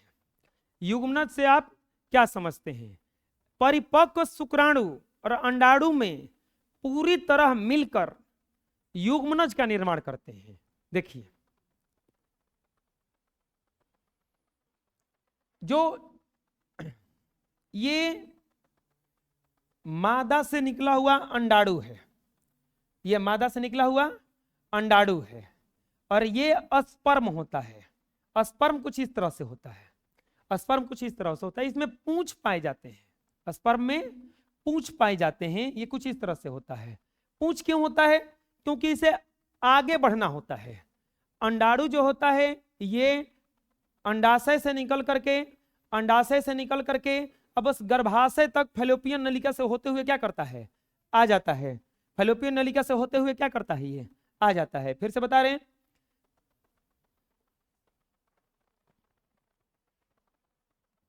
अगर अंडाणु देखा जाएगा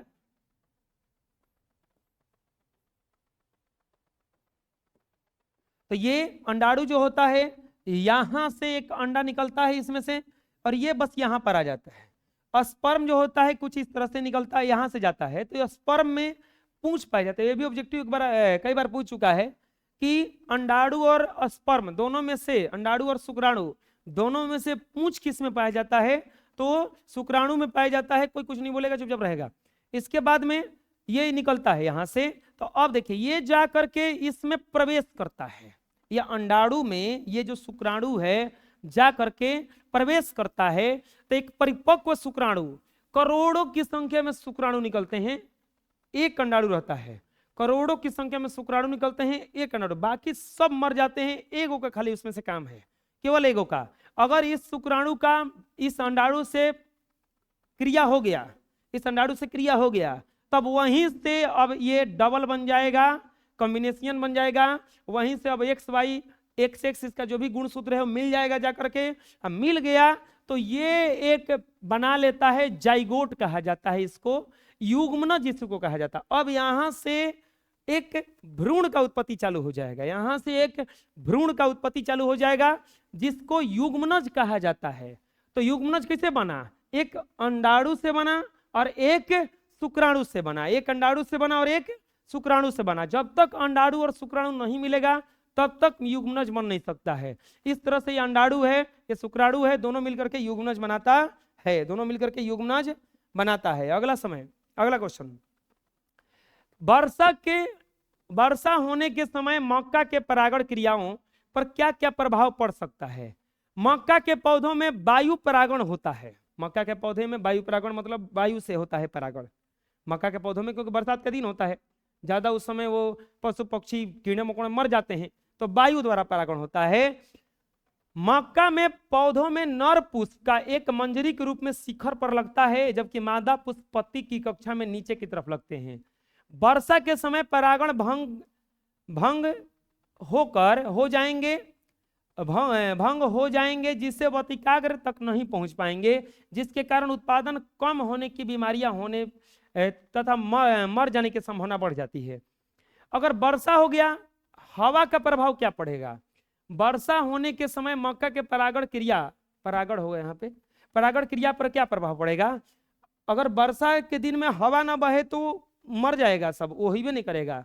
वर्षा हो गया तो क्या होगा? देखिए मक्किया में देखा जाएगा तो ऊपरा इसका नर भाग होता है और मादा इसका नीचे होता है, नीचे की तरफ हल्का लगता है। तो ये हवा वगैरह से उड़ करके इसमें जाना चाहिए। अगर वर्षा होगा तो धुल करके खराब होकर के सड़ जाएगा और यहाँ पर यह परागण की क्रिया हो ही नहीं पाएगा। अगला प्रश्न है, डीएनए की प्रतिकृति बनना जनन के लिए क्यों आवश्यक है? एक पीढ़ी से दूसरे पीढ़ी में अनुवांशिक गुणों का वाहक क्रोमोसोम यानी कि डीएनए होता है, गुणसूत्र होता है जो कि डीएनए से बना होता है। अतः इसकी प्रतिकृति बनाना जनन के लिए क्या है? आवश्यक है। अगर एक समष्टि से दूसरे समष्टि में गुण ले जाना है किसी का, तो गुण ले जाने की क्रिया कौन करता है? डीएनए करता है, गुणसूत्र करता है। गुणसूत्र किससे बना होता है? डीएनए से बना होता है। तो डीएनए का जब फोटोकॉपी बनेगा तभी तो दूसरे पीढ़ी में पहुंच पाएगा। तो डीएनए की प्रतिकृति बनाना बहुत ही आवश्यक होता है। अगला प्रश्न है कि मानव में वृषण के क्या कार्य हैं? मानव में वृषण के क्या कार्य हैं? वृषण दुगो होता है और दोनों का कार्य क्या है? तो वृषण में शुक्राणु उत्पन्न होता है। वृषण में क्या उत्पन्न होता है? शुक्राणु। अंडाणु भी दुगो होता है, मादाओं में भी अंडाणु अगर देखा जाएगा तो दुगो होता है। और अंडा उत्पन्न करने वाले को अंडाणु और शुक्राणु उत्पन्न करने वाले को वृषण कहा जाता है, टेस्टिज कहलाता है इंग्लिश में। वो जो लैंगिक जनन की क्रिया में सक्रिय भाग लेकर भावी पीढ़ी को जन्म देने में सहायक होते हैं। तो सबसे पहले वृषण का काम हो गया कि इसमें शुक्राणु उत्पन्न होता है। वृषण का सबसे पहले काम हो गया कि इसमें शुक्राणु उत्पन्न होता है।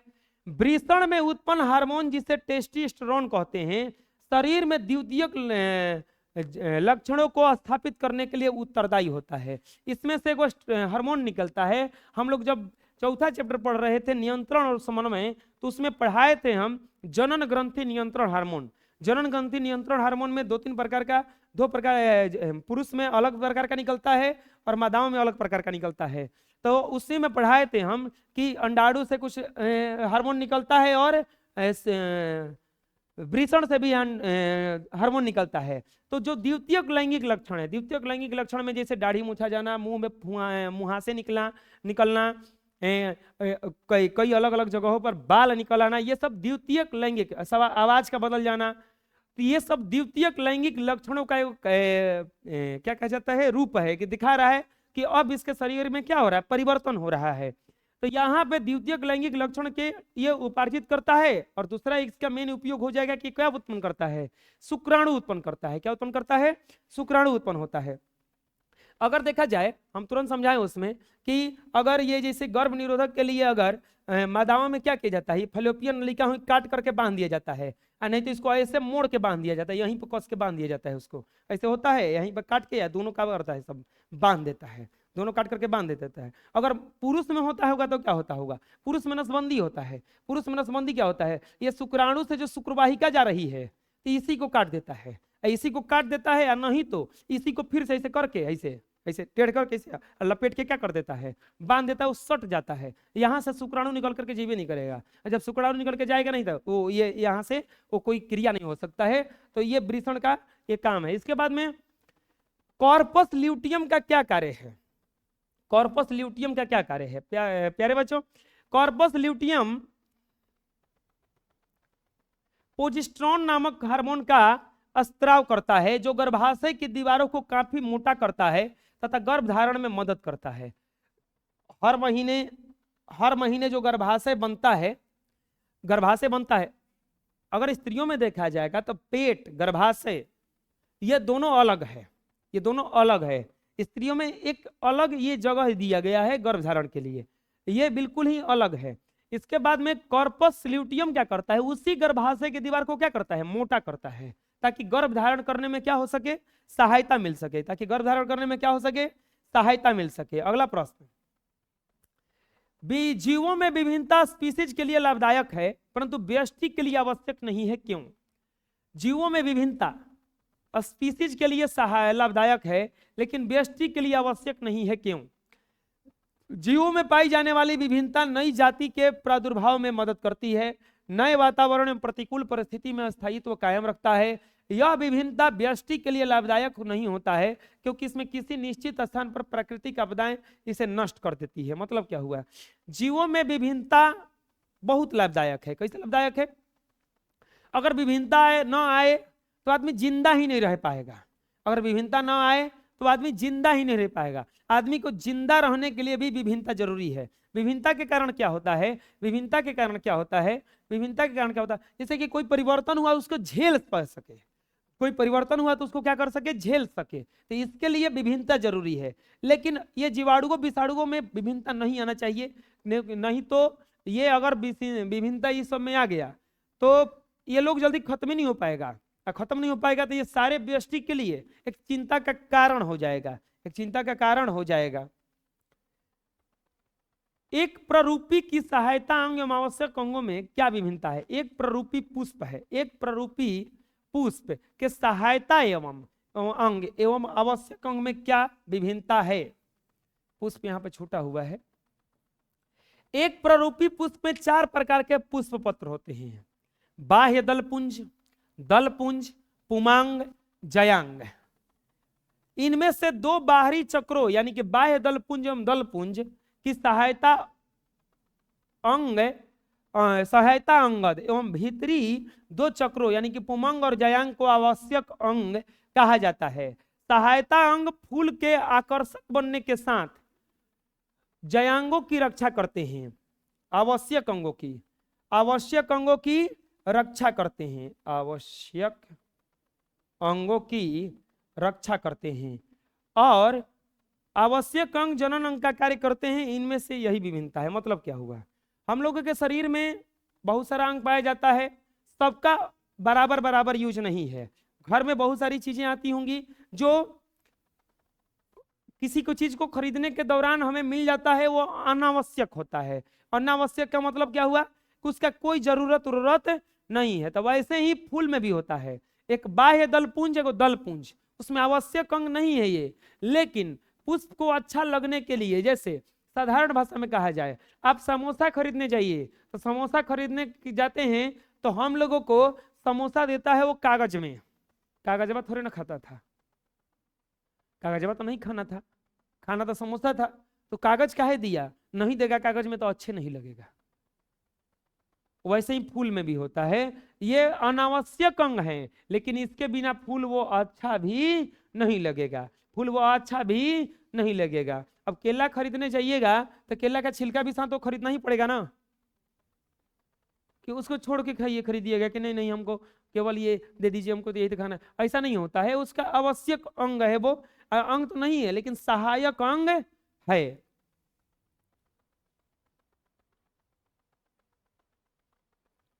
अगला आता है कि शुक्राणु का निर्माण कहां और कैसे होता है। यह प्रश्न तो आ चुका है पहले भी कि शुक्राणु का निर्माण वृषण में होता है। यह लगातार कोशिका विभाजन के कारण होता है। संतति धीरे धीरे शुक्राणु में, संतति कोशिका धीरे धीरे शुक्राणु में बदल जाती है। तो ये शुक्राणु है, शुक्राणु में पूंछ होता है, ये कोशिका विभाजन के फलस्वरूप बनता है, ये कोशिका विभाजन के फलस्वरूप बनता है। संतति ही धीरे धीरे ये बदल जाता है। इसके बाद आता है कि अंडाणु और शुक्राणु में क्या अंतर है। अंडाणु और शुक्राणु में क्या अंतर है? तो अंडाणु और शुक्राणु में बहुत सारा अंतर है, जैसे शुक्र जनन तथा अंड जनन, यानी कि शुक्र जनन इसी को शुक्राणु कहा जाता है। क्या कहा जाता है? शुक्राणु कहा जाता है, और इसको कहा जाता है आपका अंडाणु कहा जाता है। क्या क्या होता है?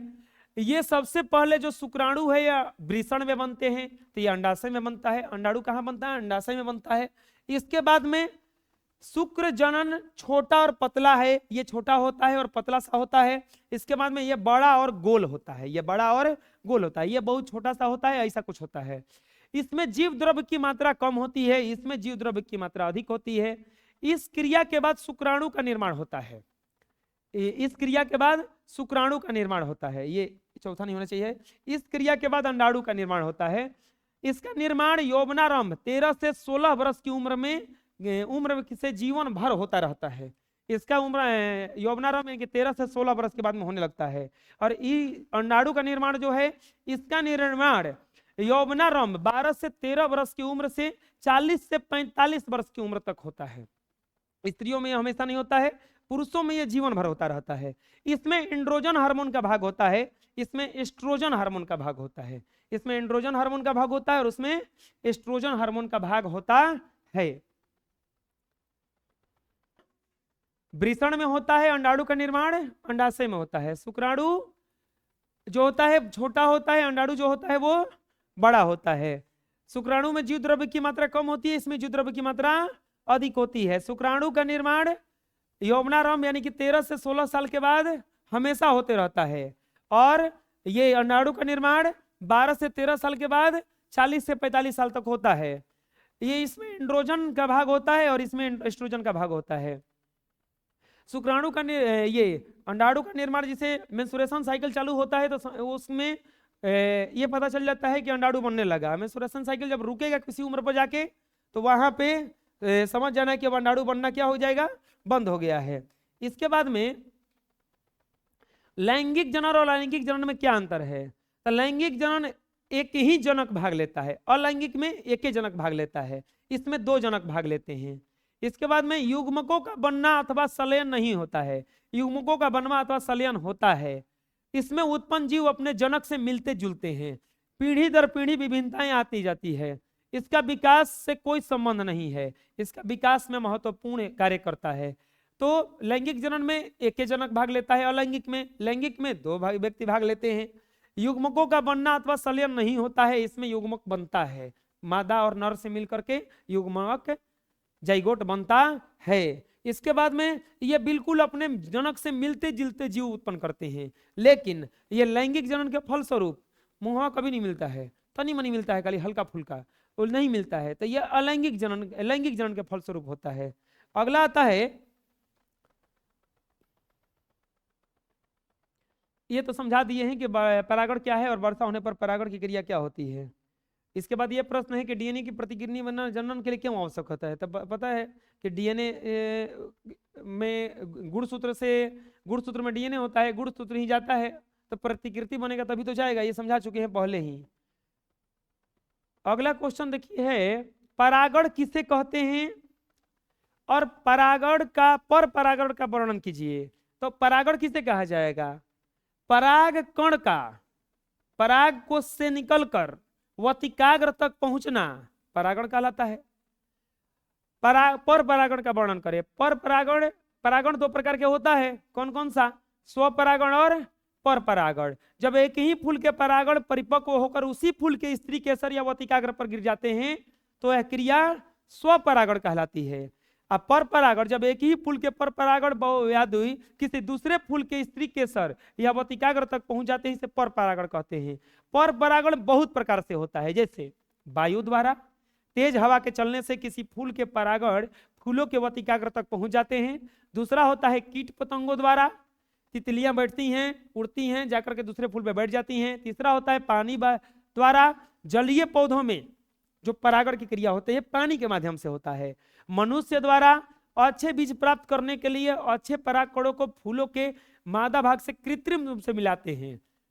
पक्षियों द्वारा फूलों का रस प्राप्त करते समय कुछ पक्षी अपने चोंच में पराग कणों को चिपकाकर दूसरे फूलों पर पहुंचाकर पराग कण की क्रिया कराते हैं। वो जो मेंडल ने कराया था, मेंडल का प्रयोग, तो परे परागण था वहां पे ना, मटर का पौधा लेकर के बहुत सारा मटर के पौधों पे क्या कराया था, उसने प्रयोग कराया था। ठीक है, अगला प्रश्न है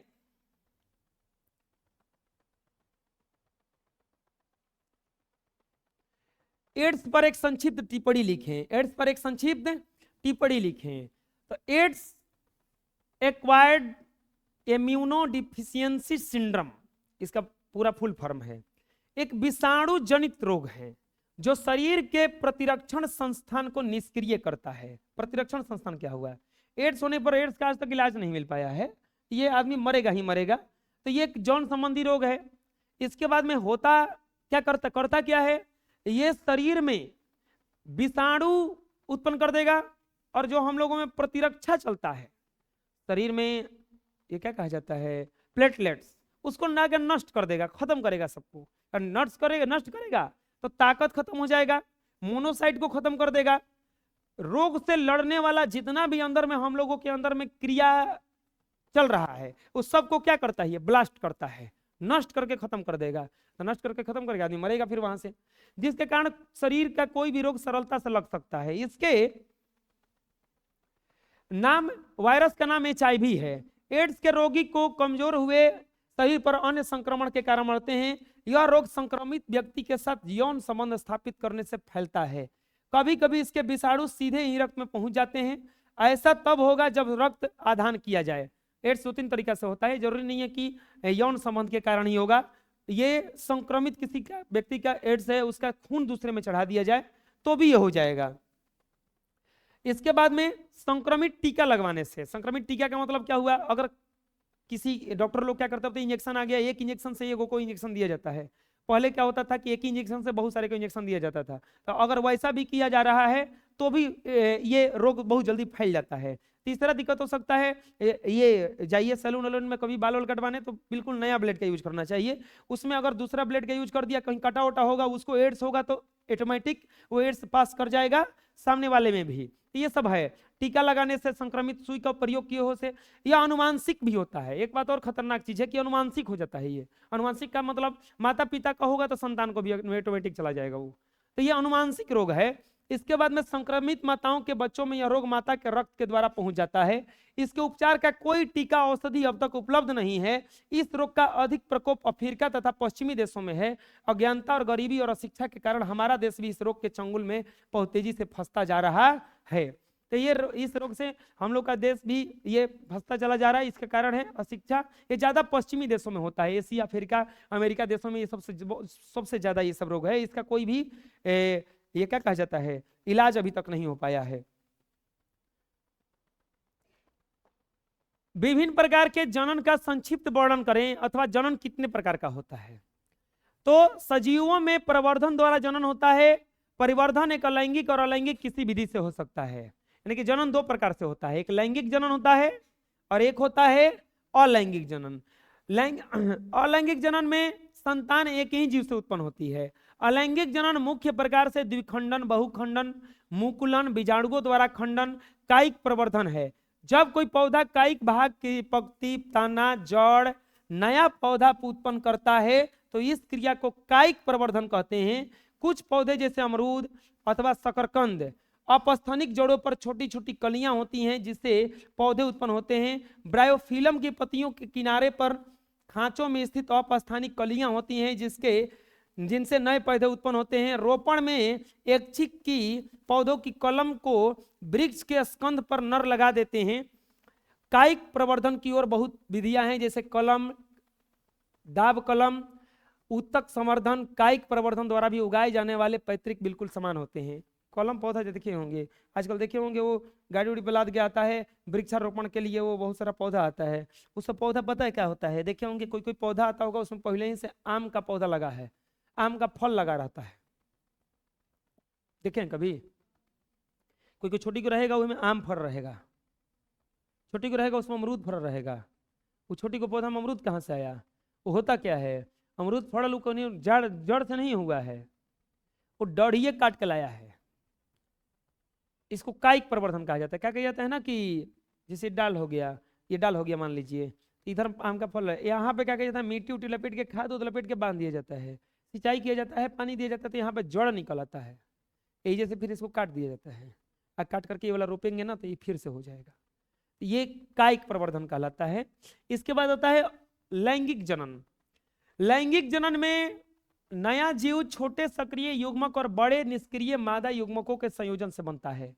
निम्न श्रेणी के जंतुओं जैसे हाइड्रा, केंचुआ में एक ही जीव और मादा दोनों प्रकार के युग्मकों को उत्पन्न करता है, लेकिन मनुष्य में नर और मादा अलग अलग के होते हैं। एक कोशिकीय और बहुकोशिकीय दोनों में लैंगिक जनन होता है, लेकिन बहुकोशिकीय जंतुओं में यह अधिक सामान्य है। फूल में लैंगिक जनन होता है। पुंकेसर नर जननांग और स्त्री केसर मादा जननांग हैं। परागकण पुंकेसर के परागकोश में पैदा होते हैं। परागकण दो युग्मक पैदा करता है। अंडाशय के अंदर अंडाणु उत्पन्न होते हैं जिसके केंद्रक के अंदर मेगास्पार होता है। मेगास्पार से भ्रूण की थैली का विकास होता है जिसमें मादा युग्मक होता है। परागकण द्वारा परागकण की स्त्री केसर के वतिकाग्र तक पहुंचा देने के बाद निषेचन की क्रिया अंडाशय के भित्ति में बदल जाता है। इसके बाद ये दीर्घ प्रश्न उत्तरीय प्रश्न में था, गर्भ निरोध की कौन कौन सी विधियां हैं, एक विधि, किसी एक विधि को उदाहरण के सहित लिखें। तो ये पढ़ा दिए हैं पहले से ही, इसको अपने से पढ़ लीजिएगा।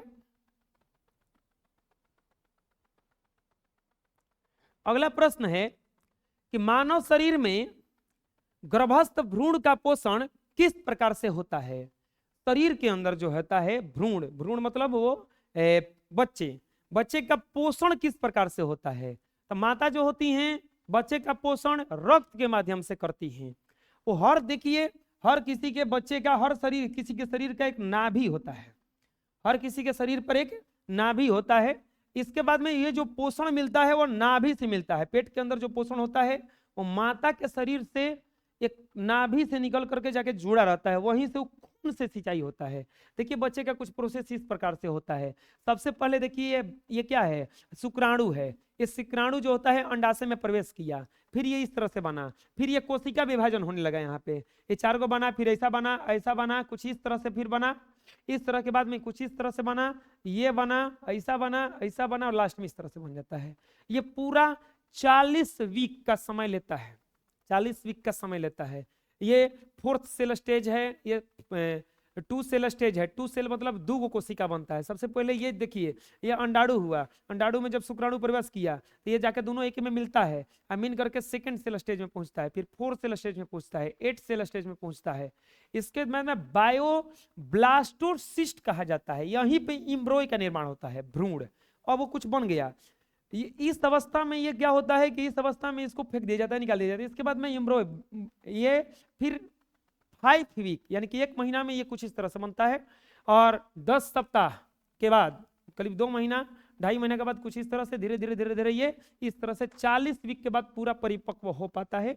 यहीं से इसको देखिए, न्यूक्लियस है, नाभिक है, नाभिक से जाकर के इसको पूरा मिलता है। किस तरह से होता है देखिए, मैथुन के बाद शुक्राणु योनि मार्ग में स्थापित होते हैं और वहां से अंड कोशिका में मिलने के बाद निषेचित अंडा के गर्भाशय में जाकर के क्या हो जाता है, ये स्थापित हो जाता है, जाकर के स्थापित होता है तथा विभाजित होने लगता है, वहां से वो टूटने लगता है। गर्भाशय की आंतरिक परत मोटी हो जाती है, गर्भाशय जो होता है मोटा होने लगता है। भ्रूण के पोषण हेतु रुधिर का प्रवाह भी बढ़ जाता है।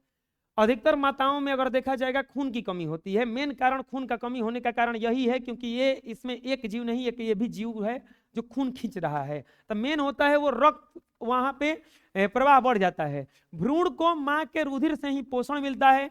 इसके लिए एक विशेष संरचना होती है जिसे प्लेसेंटा कहते हैं। यह तस्तरी नुमक संरचना है जो गर्भाशय की भित्ति में धसी रहती है।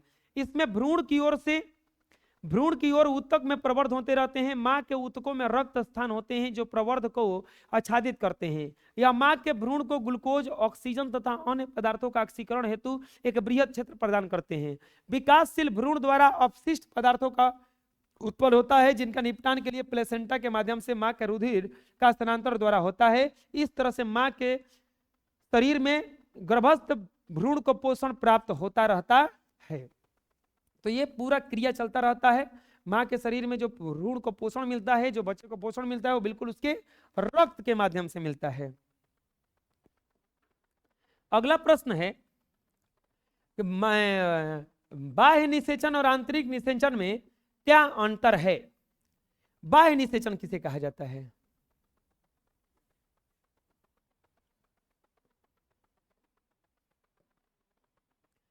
जब नर तथा मादा युग्मकों का संलयन मादा के शरीर के बाहर होता है तो इस संलयन को बाह्य निषेचन कहते हैं। जैसे मेढक में नर तथा मादा दोनों में जीवों में संभोग करते हैं तो वे अपने युग्मकों को पानी में ही छोड़ देते हैं। शुक्राणु अंडों को पानी में ही निषेचित करती है। बाह्य निषेचन में अंडाणुओं को आंतरिक सुरक्षा के अनुपस्थिति के कारण नष्ट होने की अवसर अधिक होते हैं। इसीलिए इस बात की निश्चितता के लिए कुछ अंडाणु निषेचित हो सके मादा अधिक अंडाणु उत्पन्न करता है। बाह्य निषेचन क्या है? मुर्गी जो होती है पहले अंडा देती है। अंडा को फोड़िएगा तो उसमें बच्चा नहीं होता है। अंडा को फोड़ने पर उसमें बच्चा नहीं होता है। न्यूटन एक बार क्या किए थे कि न्यूटन देखे कि मुर्गी अंडे पर बैठी है, मुर्गी अंडे पर बैठी है, तो न्यूटन ने क्या किया कि अंडा लाया, मुर्गी अंडा दी, वो अंडा उठा लाया खुद, उठा करके वही पे बैठ गए। तो किसी से पूछे थे वो कि वो अंडा पर क्यों बैठी है, तो कोई बोला कि अंडा सेक रही है। वो अंडा सेकने से क्या होगा, तो उसमें से बच्चा उत्पन्न होगा। तो ये क्या किए, लाए अंडा, आजा अपने बैठ गए कि हम यह अंडा सेकेंगे, तो वो अंडा सब फूट गया। मुर्गी अंडा को जो सेकती है वो बाह्य निषेचन कराती है। क्या करती? बाह्य निषेचन कराती है। अंडा देने के बाद उसको आदमी क्या करता है, ले जाके तवा पे छान के उसको खा जाता है, उबाल के डायरेक्ट खा जाता है। अंडा रखे रखे कभी उसमें ऐसा नहीं है कि अंडा रखेंगे उसमें से वो कुछ बच्चा निकल आए, नहीं होगा। उसको एक प्रोसेस करते हो, बाह्य निषेचन कराती है। अब बैठ के उस अंडे पर मुर्गी जो होती है बाह्य निषेचन कराती है। बाह्य निषेचन का मतलब क्या हुआ, बाहर से निषेचन करा रही है ना, बाहर से उसमें क्रिया कर रही है ऐसा कुछ जिसके कारण उसमें भ्रूण उत्पन्न हो रहा है, उसमें बच्चा उत्पन्न हो रहा है। इसी को कहा जाता है बाह्य निषेचन। जैसे मेढक होता है, मेढक पानी में छोड़ देता है, और मादा भी जो होता है पानी में छोड़ देती है अंडा। अब वो दोनों में बाह्य निषेचन होता है। लेकिन यही देखा जाएगा आंतरिक निषेचन में, तो बहुत सारे जीव जैसे कुत्ता, बिल्ली, गाय, कीट, मनुष्य, सरीसृप पक्षी, स्तनधारियों में नर अपने शुक्राणु के मादा के अंदर छोड़ते हैं। शुक्राणु अंडों को मादा के शरीर के अंदर ही निषेचित करती है। ऐसे निषेचन को आंतरिक निषेचन कहा जाता है। यही देखा जाएगा मनुष्यों में, तो बिल्कुल ये आंतरिक निषेचन होता है, आंतरिक निषेचन होता है। और ये जो बहुत सारे जीव जंतु हैं ये बाह्य निषेचन कराते हैं। बाहर में अगर अंडाणु शुक्राणु से मिलेगा, बाहर में वातावरण में, तो इसको कहा जाएगा बाह्य निषेचन। शरीर के अंदर जाकर के मिलेगा, किसी को कुछ पता नहीं कि क्या हो रहा है, तो इसको कहा जाता है आंतरिक निषेचन। अगला प्रश्न है कि यौवनारंभ के समय लड़कियों में कौन कौन से परिवर्तन दिखलाई पड़ते हैं। तो ये परिवर्तन कुछ है जिसको अपने से पढ़ लेना है। अगला प्रश्न, जनन कितने प्रकार का होता है। तो जनन 2 प्रकार का होता है, लैंगिक जनन, अलैंगिक जनन। लैंगिक जनन अलैंगिक क्या है, इसमें एक जीव भाग लेता है, इसमें गुण ठीक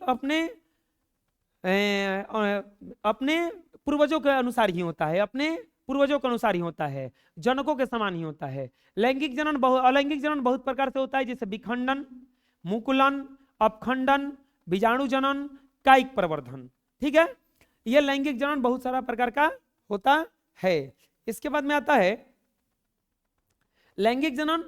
इसमें 2 भिन्न भिन्न लिंग अर्थात नर और मादा भाग लेते हैं, जिसमें नर युग्मक शुक्राणु और मादा युग्मक अंडाणु के संलग्न के फलस्वरूप युग्मनज का निर्माण करते हैं। यही युग्मनज विकसित, विभाजित एवं विभेदित होकर वयस्क जीवों में परिवर्तित हो जाता है, वयस्क जीवों में परिवर्तित हो जाता है। अगला प्रश्न है, मनुष्य के मादा जनन तंत्र का वर्णन करें। तो मनुष्य के मादा जनन तंत्र में कौन कौन सा भाग है। तो पहला है अंडाशय, दूसरा है फैलोपियन नलिका, तीसरा है गर्भाशय, चौथा है योगी, पांचवा है भग और भग। 5 गो भाग हम समझा देते हैं। मादा जनन तंत्र के कौन कौन से भाग हैं। तो ये 5 गो भाग है, 5 गो, अंडाशय, फैलोपियन नलिका, गर्भाशय, योनि, भग। अब समझिएगा यहां पे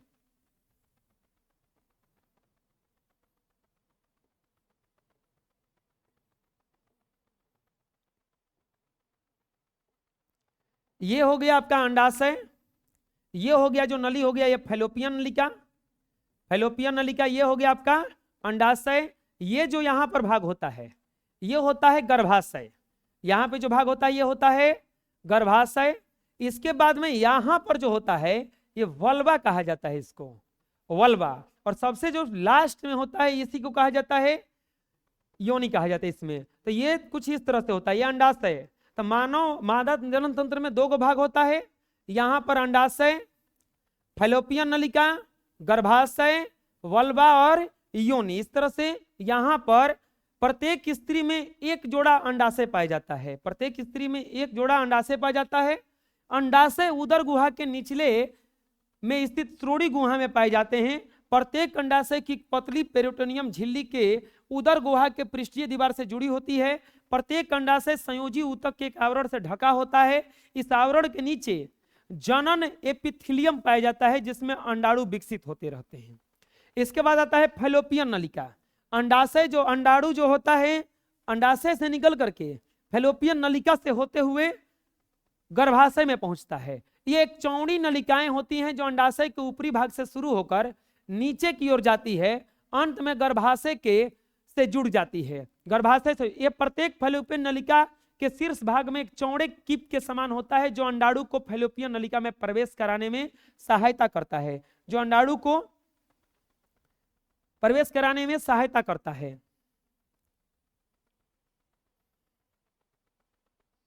इसके बाद में फैलोपियन नलिका के दीवार मांसल और संकुचनशील होती है। इसकी भीतरी सतह पर सिलियां लगी होती हैं जो अंडाणु को फैलोपियन नलिका में नीचे की ओर बढ़ने की ओर सहायता देती है। इस नलिका के द्वारा अंडाणु गर्भाशय में पहुंचता है। अगला होता है गर्भाशय। यह मोटी दीवार वाली पेशीय थैली के समान एक रचना है जो मूत्राशय तथा मलाशय के बीच श्रोणि गुहा में स्थित होती है। यह लगभग तिकोनी होती है जिसका ऊपरी भाग दाएं और बाएं कोने से फैलोपियन नलिका से जुड़ी होती है। गर्भाशय की गुहा में भ्रूण का विकास होता है। इसकी गुहा लगभग सामान्य स्थिति में 7 से 8 सेंटीमीटर लंबी होती है, परंतु भ्रूण के विकास के समय यह बढ़ जाती है और गर्भ के 8वें महीने में 18 से 20 सेंटीमीटर लंबी एवं अंडाकार हो जाती है। अंडाकार हो जाती है। शिशु के जन्म के बाद यह पुनः छोटी हो जाती है। सामान्य स्थिति में न आकर यह थोड़ी बड़ी रह जाती है। शिशु के जन्म के बाद यह सामान्य स्थिति में न आकर के थोड़ी सी बड़ी रह जाती है। गर्भाशय का निचला भाग सकरा होता है जिसे ग्रीवा या सर्विक्स कहते हैं। ग्रीवा के नीचे योनि में खुलता है।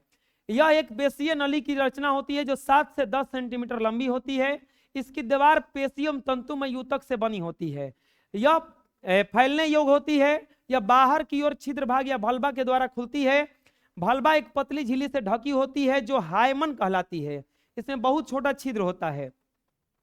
इसके बाद यह दोबारा निर्माण नहीं होता। यह योनि ये शीशन को ग्रहण करती है और भग जो होता है योनि के ठीक बाद वाला जनन इंद्रिय केंद्र में स्थित है। तो बस इतना समझ लेना है। इसको हम नोट्स देंगे, पढ़ लीजिएगा ध्यान से। इसमें कुछ है नहीं। 4 गो भाग है इसमें, 5 गो भाग है। अंडाशय, फैलोपियन नलिका, गर्भाशय, योनि, भग। इसके बाद में अगर देखा जाएगा ये कुछ इस तरह से होता है यहाँ पे। तो ये अंडाशय हो गया यहाँ पे। इसके बाद में ये फैलोपियन, ये गर्भाशय हो गया। ये पूरा फैलोपियन नलिका है। ये इस तरह से यहां से जाकर के ये प्रवेश करता है। अगला आता है इसमें नर जनन तंत्र। नर जनन तंत्र का सचित्र वर्णन करें। नर जनन तंत्र के द्वारा नर युग्मक का विकास होता है। नर जनन तंत्र कोशिकाओं के उत्पन्न करने वाले अंग एवं जनन कोशिकाओं को निषेचन हेतु इसके स्थानांतरण में भाग लेने वाले अंग का संयुक्त रूप से नर जनन अंग कहलाते हैं। नर जनन तंत्र के अंतर्गत निम्नलिखित अंग होते हैं। कौन कौन सा? वृषण, अधिवृषण, शुक्रवाहक, शुक्राशय, प्रोटेस्ट ग्रंथि और शीशन। संरचना इसका क्या होता है? नर जनन तंत्र में वृषण पुरुषों में पाई जाने वाली अंडाकार संरचनाएं हैं जो उदर गुहा से बाहर वृषण कोष में स्थित होते हैं। वृषण की संख्या 2 होती है पुरुष में पाए जाने वाले।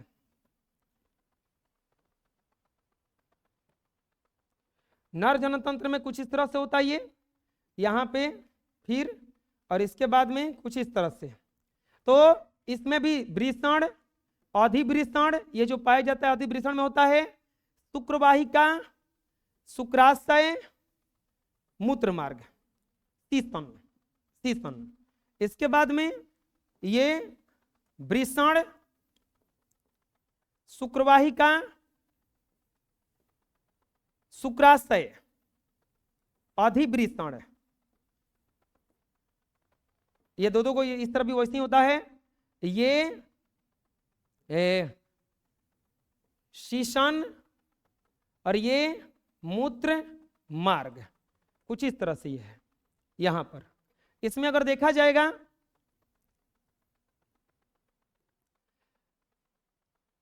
वृषण के द्वारा उत्पन्न होने वाले शुक्राणु अधिवृषण नामक कुंडलित नली में पहुंचते हैं। यहां शुक्राणु अस्थायी रूप से एकत्रित हो जाते हैं। अधिवृषण से शुक्राणु लंबी नलिका युक्त शुक्रवाहिकाओं में पहुंचते हैं। शुक्रवाहिका मूत्राशय से आने वाली नली से जुड़कर संयुक्त नली का निर्माण करती है। इस प्रकार मूत्र मार्ग मूत्र एवं शुक्राणु दोनों के लिए उभय मार्ग है। प्रोटेस्ट ग्रंथि प्रोस्टेट ग्रंथि शुक्राशय अपने रक्त स्त्राव को शुक्रवाहिका में डालते हैं जिससे शुक्राणु एक तरल माध्यम में आ जाते हैं। शुक्राणु युक्त यह तरल वीर्य कहलाता है। शुक्राशय प्रोटेस्ट ग्रंथियों के द्वारा स्त्रावित तरल शुक्राणुओं को पोषण प्रदान करता है। इसके स्थानांतरण को आसान बनाता है। शुक्राणु सूक्ष्म संरचनाएं हैं जिसके केंद्रक में मुख्य रूप से अनुवांशिक पदार्थ मौजूद होता है। इसमें छोटी छोटी पूंछ पाई जाती है जिसकी सहायता से मादा कोशिकाओं की ओर गति करते हैं। अगर देखा जाएगा तो कुछ इस तरह से होता ही है। इसके बाद में ये हो गया आपका अंडाणु दुगो, इसमें शुक्रवाहिका, ये हो गया मूत्र मार्ग, यह स्खलन नलिका यहाँ पे होती है, यह मूत्राशय होता है, यह जुड़ा रहता है, यह शुक्राशय है जाकर के इसी में जमा होता रहता है। 2 गो अंडाणु, 2 गो शुक्रवाहिका, 2 गो शुक्राशय, ये 2 गो अधिवृषण यहाँ पे पाया जाता है, अधिवृषण कहलाता है ये मूत्र मार्ग, और इसके बाद में ये लास्ट में ये शीशन कहलाता है। अगला आता है फूल के विभिन्न भागों का सचित्र वर्णन करें, और ये लास्ट क्वेश्चन है। फूल पुष्पी पौधों में फूल लैंगिक जनन में सहायता करता है। फूलों में बीज बनते हैं। फूल में एक आधारी भाग होता है जिस पर फूल के सभी भाग होते हैं, इसे पुष्पासन कहते हैं। फूल के मुख्यतः 4 भाग होते हैं, बाह्य तलपुंज या हरी पत्तियां, दल पुंज यानी कि रंगीन पत्तियां, पुंकेसर या पुमंग, और स्त्री केसर या जयांग। यह फूल का सबसे बाहरी भाग होता है, यह हरी पत्तियों के रूप में होता है, इसे बाह्य दल कहते हैं। फूल की रक्षा करता है। फुलवा के चारों ओर देखे होंगे पतई जैसा रहता है। दल पुंज या रंगीन पत्तियां क्या है? बाह्य दलपुंज के भीतरी भाग को दलपुंज कहते हैं। प्रत्येक अंग पंखुड़ी दल कहलाता है। इसका रंग विभिन्न प्रकार के फूलों में अलग अलग होता है। इसका कार्य कीटों को आकर्षित करके परागण की सहायता करना है, परागण में सहायता करना है। पुंकेसर जो है नर भाग है। पुंकेसर में दो भाग होते हैं, परागकोश और तंतु। और इसके बाद में स्त्री केसर, यह फूल का मादा भाग है। इसमें प्रत्येक अंग को स्त्री केसर कहते हैं। इसके तीन भाग हैं, वर्तिकाग्र, वर्तिका, अंडाशय के अंदर बीजाणु होते हैं। तो